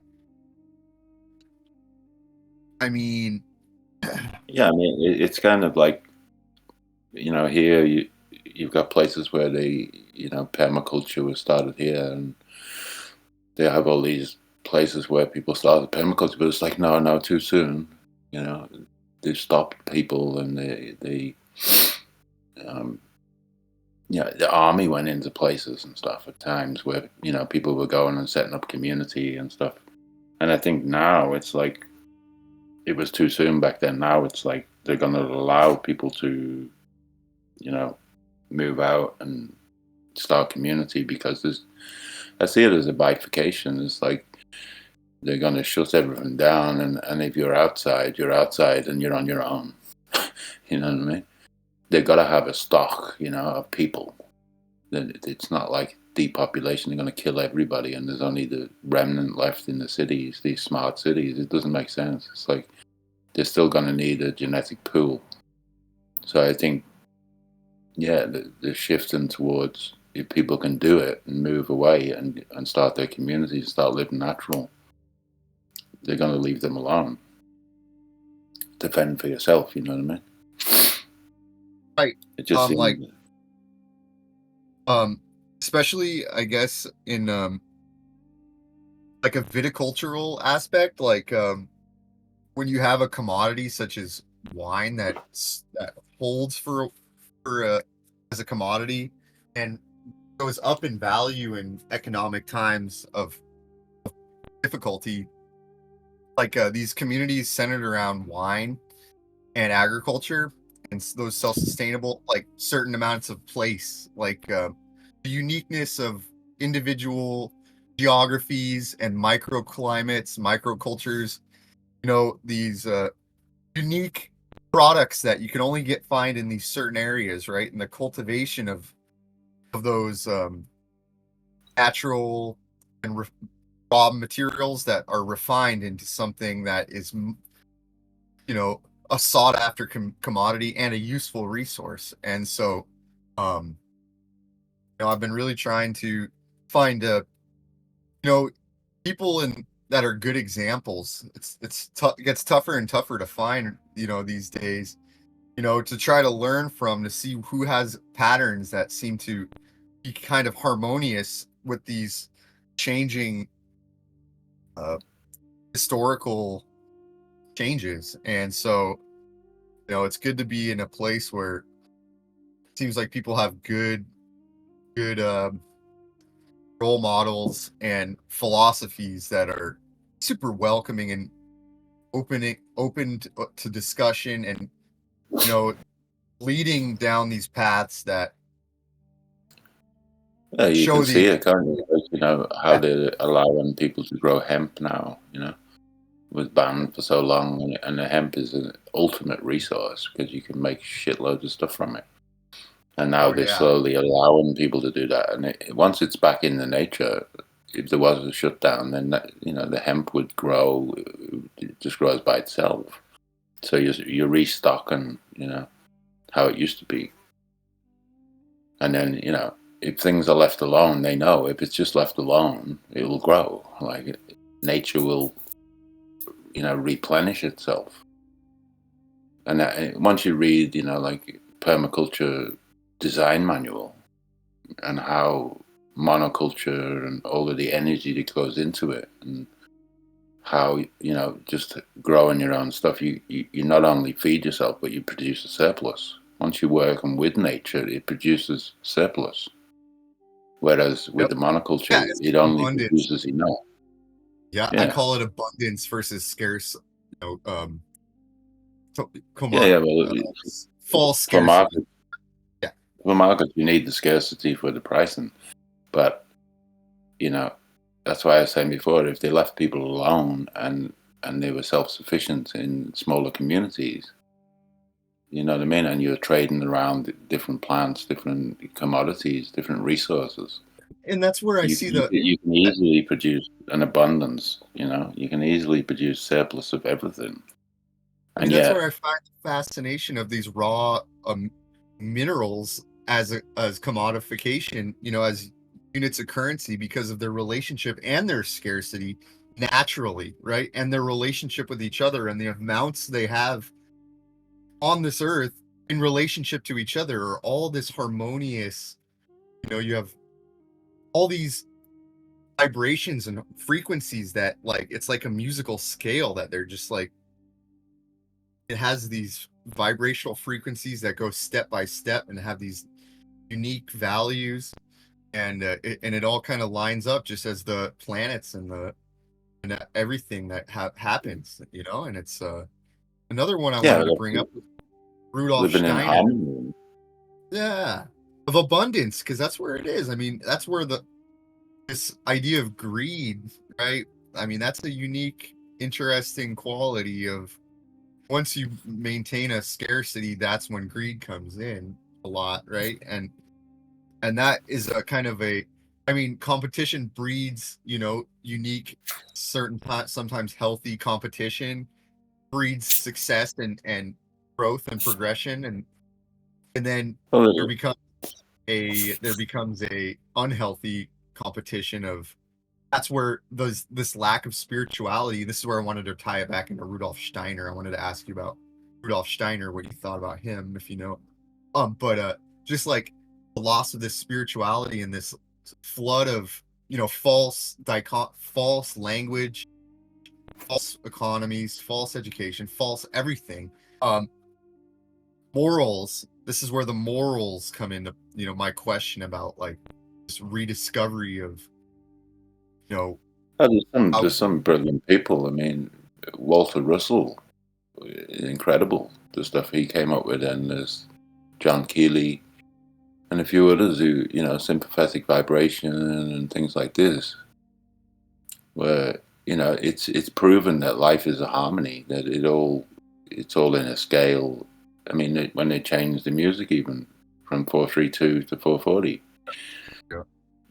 and the bells and all this kind of stuff. So it's like I don't know. It seems like there was an old world, another culture who was here, civilization, that were completely in harmony and living correctly, you know. And then something happened, and now we've got basically thugs who moved in and have led everybody astray. I mean, I read about it when the flat Earth stuff first came out, probably 10 years ago or more, when I first saw it, and I went looking at stuff, and I read things about the Royal Society and even the Catholic Church.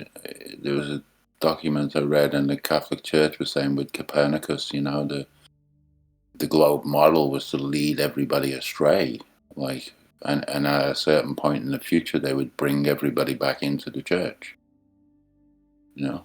So it's like, you know, the underlying theme would be, if we live with nature and work with nature, you know, and understanding the cyclic phenomena of nature, that there's an abundance for all. There's no need for any kind of money or anything like that. It's like we need to just get back to harmonizing back into the nature, and then we would live in an abundant life with, you know, a magical experience, whereas that's been stolen. It does seem to be this rooting out of individuality into a form of collectivism over and over again. I think that's where the consciousness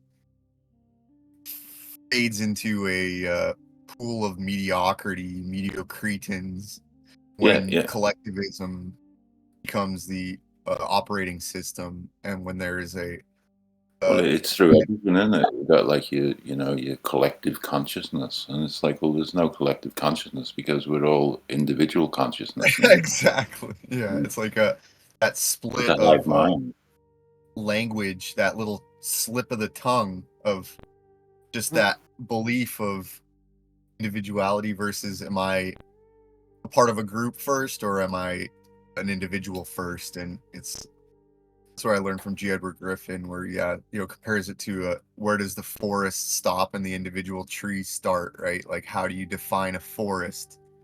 Kind of can't really do that, or a group of a collection of things, or it's undefinable. You can't see the forest through the trees.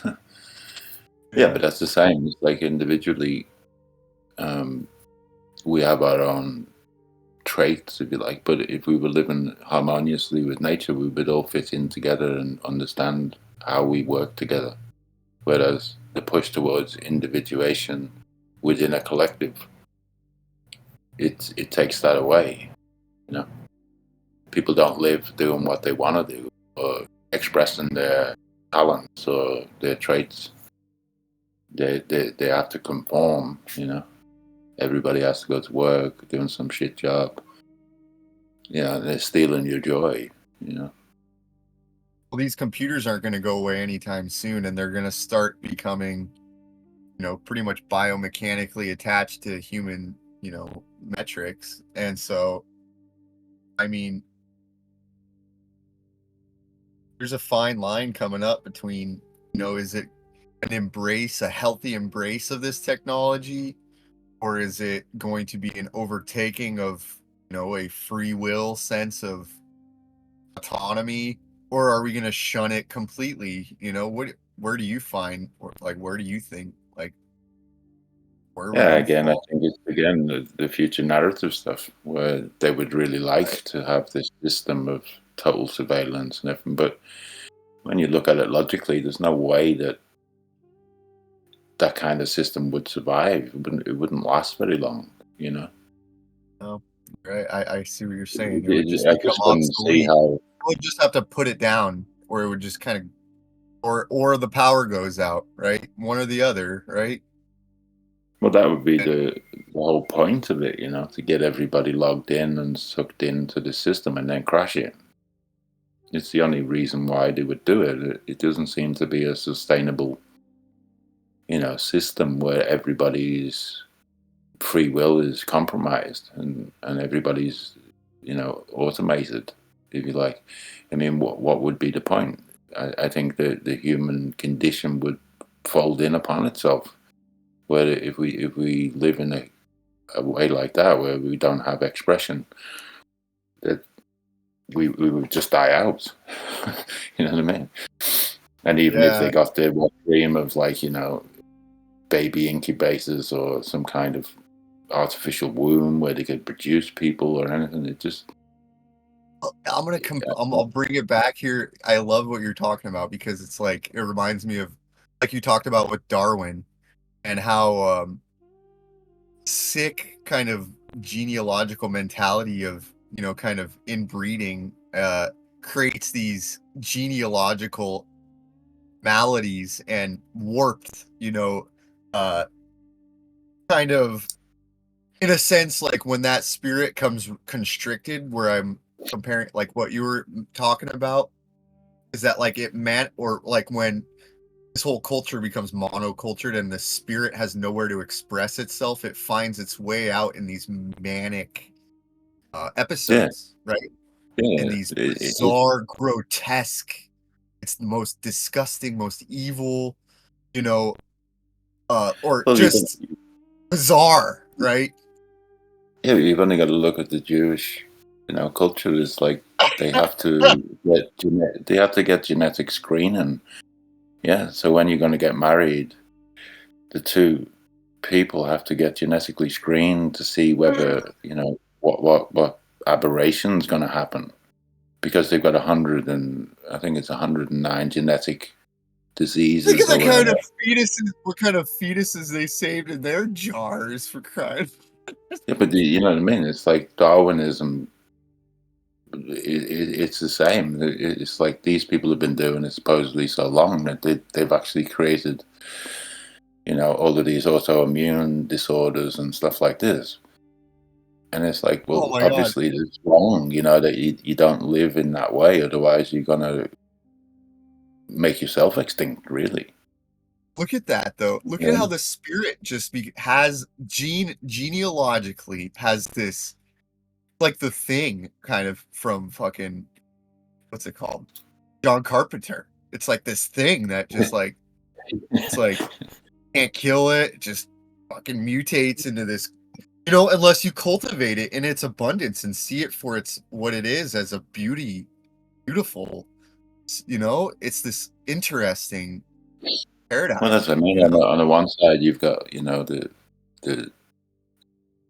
spiritual, like Tibet and the Tantra and all this stuff, where it's actually harmoniously bonding the male and the female, and how that can take you to higher, you know, spiritual consciousness and everything. And then you've got this bunch who only adhere to this strict moral code, and you know, they're fucked, basically. So, you know, on one side you've got, yeah, it's like, you know, you can live like this, naturally understanding, balancing, harmonizing, or you can make up some bullshit, write it in a book, and people live by it, and the fucking creates massive problem. Like you said, when they changed it from 432 hertz to 444, was it? Isn't that how they did it? 440. Yeah, 440. Okay. You've only got to do it if you've got music. Like, you can go on YouTube and get a song that you know, and look up the song in 432 and listen to it, and it's totally different. Oh, that It's like it's like 440. It feels like 440 is coming in, like, you know, like into your ears, whereas the 432 feels like it's coming out of you. I mean, I make harmonicas, so I tune instruments, and there's a big difference. You can feel the vibration is different. Yeah, and to even do that, to make a world standard where everything has to be tuned to this frequency. Talking about how they weaponized sound waves and harmonized weapon, essentially. And I mean, the amount of this technology that is being invented, I mean, in the last 10, 15, 20 years, like, look at the auras and the electromagnetic waves that are being used to transmit all this information just just through the thin air now. And the idea that all these spiritual beliefs are complete quackery. Yet look at the magic we're using to talk to 9:45 down over here on the East Coast, and it's in the morning over here in Australia, and we're just able to just shoot the shit like nothing. I mean, if that's not magic, right? That's what the fuck is, right? It's insane. Yeah, it's a crazy world. The potentialities, man. In my That's life, the thing is, like, all of these inventions and all the things they've come up with, in one way, could be used for so much benefit, but it never is. Yeah. It's always the opposite. Well, is it the artist? Is it the tool, or is it the user? Right? Exactly. It's like, but to teach everybody that something is this, so that it limits everybody, whereas the same thing can be used to free everybody. It's just, I mean, I've always been stuck with this. It's so crazy how, it's like the wrong people are in the wrong jobs. And it's like self-selection that the worst people end up in the, in these positions where they can dominate people and fuck people over. It's just bizarre. Instead of like using the technology to make everything better, it's like, yeah, we can create rain. Like around here, the farmers can pay money to get rain. Like there's a company that will deliver rain. Yeah. Like they do cloud seeding. But in Dubai. Why not just fucking make it rain in the desert then, so we can have fucking tons more land? Like you've got this huge continent here, and instead of doing things to establish, they could flood the deserts and have constant water forever. We've got an artesian basin underneath us, which is about 30% of the land mass. It's like we should never. Everywhere's got water restrictions, and everywhere, what I mean? It's like they could do so much with this stuff to open up new places, new areas, new land, like what can be used for the benefits of everybody. But instead, it's like, no, you can pay money and have your canola crop grow. Yeah, we can grow our genetically modified stuff, but you have to pay. Instead of going back to permaculture, the diversity of nature, and helping that, pushing it along, Well, I mean, I'm wondering if it's a matter of time before this economic shift occurs, and a lot of the managerialists kind of get phased out. Just you're not. We're tightening the belts finally of the people don't do anything. It's a self-selection, isn't it? It's like, who are the most useless people? It's not the useless eaters, they're saying. It's the useless people are the people in the fucking managerial jobs. So if they do something, it will be getting rid of those people, because they'll find themselves, like Silas says, the competency crisis. It's going to come soon where these people don't know anything. They don't know how to fix anything. They don't know how to do anything at all except manage. Just to try to offer the most money to the highest, all they know how to do is trade money. And when that it fits in again, like the house prices and stuff like that. So the house price is going up because those managerial positions are the most well paid. So it's all connected, that these people need houses so they can afford it, so the house prices go up because the new positions in the managerial system pays more money. You know what I mean? It's all connected. How it just nosedives the whole thing, because at a certain point, if you don't have skilled people who know how to maintain the system, then the system will collapse. I mean, it's You been know what on I mean? life support since '08. I mean, this whole system has been fraudulent since the bailouts began. Once the banks were too big to fail, this whole thing No, was I've lived through 3 or 4, you know, in the big '70s, crashes. right? Yeah, there was in the '70s, and then in the '80s, there was a couple of big crashes in the '90s. And the thing is, nothing changes. They make out like, oh yeah, wow, the economy's crashing, and it's like, well, unless you're really tied into it, it doesn't really affect you. It never affected me, you know. Right, It's like right. It's gonna affect. Yep. how much you're bought into the system. It only affects those Closer. people Yep. who are high mortgaged, high debt, you know. More like But the if you, parasite. Yeah, the more parasitical you are, that the more it'll affect you, basically.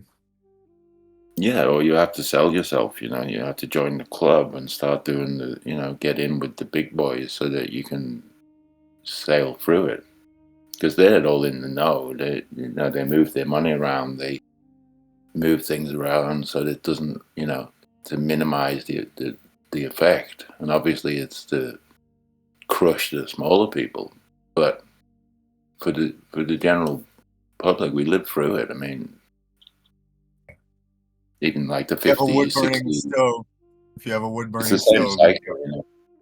It's the same cycle. It's just boom and bust, you know. But it has to be that way so that they can maintain their control. But the actual system in the end is going to crash because it's inevitable.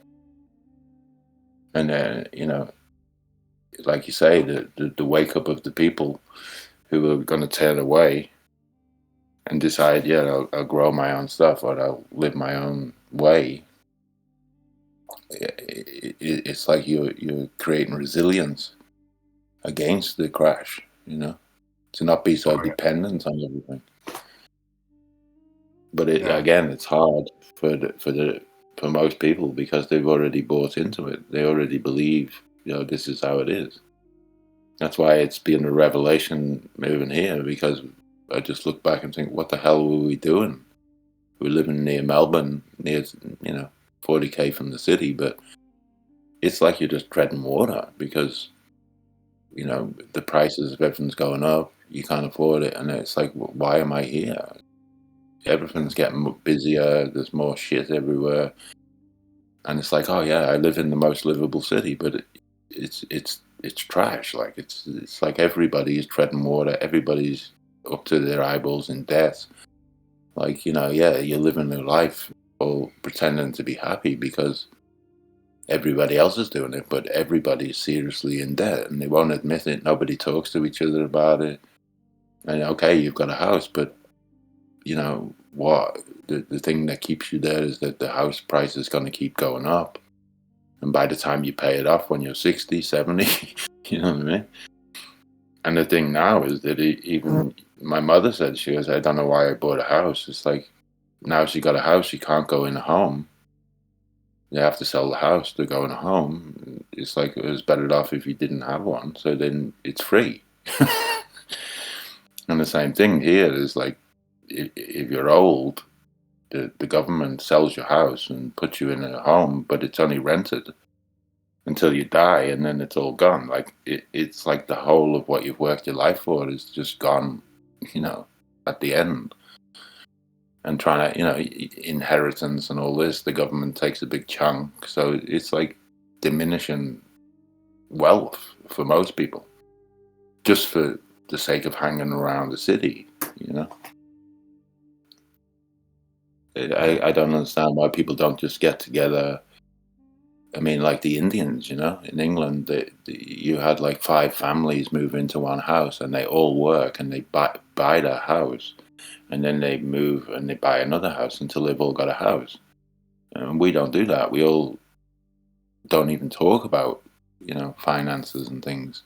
But everybody's got a mortgage, but, you know, they're all living in these big houses. And it's like, well, why don't we just share, you know? Why don't we share together? And then it all gets fucking, you know. stupid about like who's got what and shares and blah blah blah. But It's like insane. there's a thing called multiple occupancy, and how it used to be.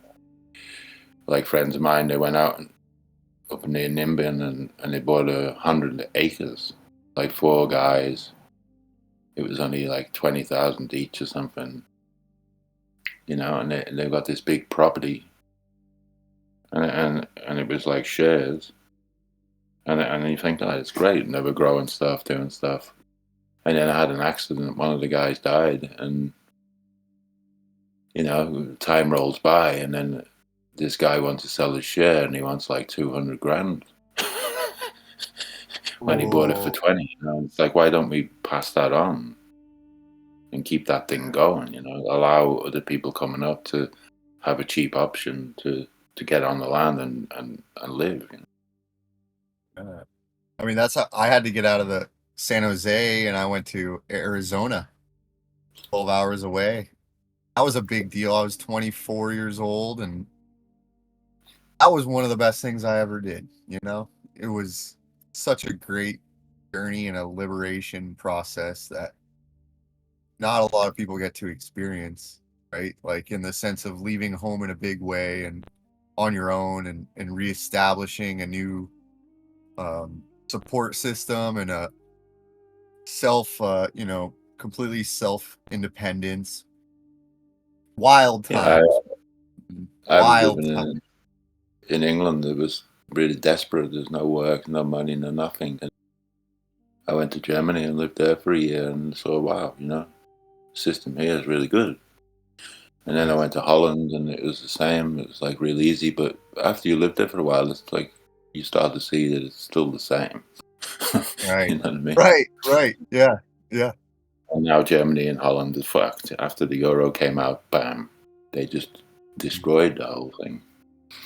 Like And when it is I was away for 5 years, and we went back to Holland. And in that 5 years, like before, everybody's like, "Oh, you know, you English must be so hard, and it's so good here in Holland." And then when I went back, everybody said, "What the fuck happened?" Like, you know, because they just changed the currency, like, you know. Like they had the prices in the supermarket, and the price was in euro and in guilders, and the euro price was half the guilder price. But then when they changed over to the euro, the guilder price became the euro price. But instantly, everything doubled in price, and yet your wages got halved. You know what I mean? So in a turn like that, they can just flip everything. Well, look at, amount of, we'll call it loosh, that gets harvested from that amount of reduction in value of a vital currency, of, you know. And so that similar idea, kind of, not exactly, but I can relate with when I go back to California in those urban areas, and, you know, the amount of like just zombified those people have become, you know, family members and old friends and stuff, and you try to check their pulse, and you know, it's that definitely like what Reagan was talking about, a lot of like they can't keep up with the conversation, or things are, you know, too out of the ordinary, that make it maybe something of an uncomfortability, or a foreign element comes in. Because like we were just talking about, like once you've gone from England to Germany, you get to see the differences, and they look kind of major and drastic at first, right? From the cultural change, like from when I went to California to Arizona, and then you kind of go around a little more and you see, wow, there aren't really, they're more alike than they are different, and those differences are, you know, they're significant, but not as much as they were, as I thought they were when I first traveled. So when I go back and people have been on that wheel and that rat race and just becoming, you know, I couldn't imagine trying to who I would be if I stayed there. You know what I'm saying? If I did that. It's almost like the system depends on like people. How once you get to a certain amount of people, they can kick in the next level of the system. So in England, the 70s was still pretty good. But as soon as we got to the 80s, everything changed. All the industry disappeared, jobs disappeared, and a hardship kicked in. And so it was like Holland was 20 years behind. You know, when I first went there, people were selling vegetables in the street. You know, they had a little stall outside their house and they sell flowers and stuff like this. And I was like amazed, you know, and I'm riding my bike to work and people saying good morning, and you know, it's like, wow, this is really good, it's really nice, because that's how it used to be in England when I was a kid. Nobody locked their front door, you know. You could just, if nobody's home, you just grab the key, went inside. And then once all the jobs disappeared and the heroin came in, and then this great reset might be a severe, you know, in the sense of they might change the I mean, drastic changes is possible, you know, recycling of the changing polarities, like as in the Western civilization as it being a powerhouse could be shifted, so that whole, like, even the axis on maps might shift towards like a Middle East, maybe possibly even Israel sort of centered, geocentric, right? Because right now they have it in, was it like Edinburgh or something like that in England, and I could see just like the most severe, you know, just cultural shifting of that magnitude, right? Where maps will be recalibrated and centralized geopolitically or geocentrically in the yeah, Eastern Hemisphere. it's all just money. They move the money around, and you know, Oh yeah, places yep. are falling apart and there's nothing there, and then they just put money into it, and then all of a sudden they can rebuild, start the process. That's what I'm saying. It's like you get to a certain point and they can initiate the next part of the plan. Like, I mean, I would imagine like India and China and places like, you know, they were like 100 years behind or something, and they're jumping to where we were in the say 60s, 70s. You know what I mean? The modernization, like, they keep these people down, and then when they're ready, they're going to cut us off and start there. Or Africa, you know? The same thing. It's like they manipulate the same systems. It's like when I was in England, we had like Meals on Wheels for old people, youth schemes, and then they come here and I'm on an Aboriginal community, and it's the same system. Wild. You know. That's awesome. I gotta go anyway. My wife's wants something to eat. It's lunchtime. All right. Hey, good talk, man. Yeah, man. I'll catch you soon. Yeah, I'll be around. Good. Cheers, dude.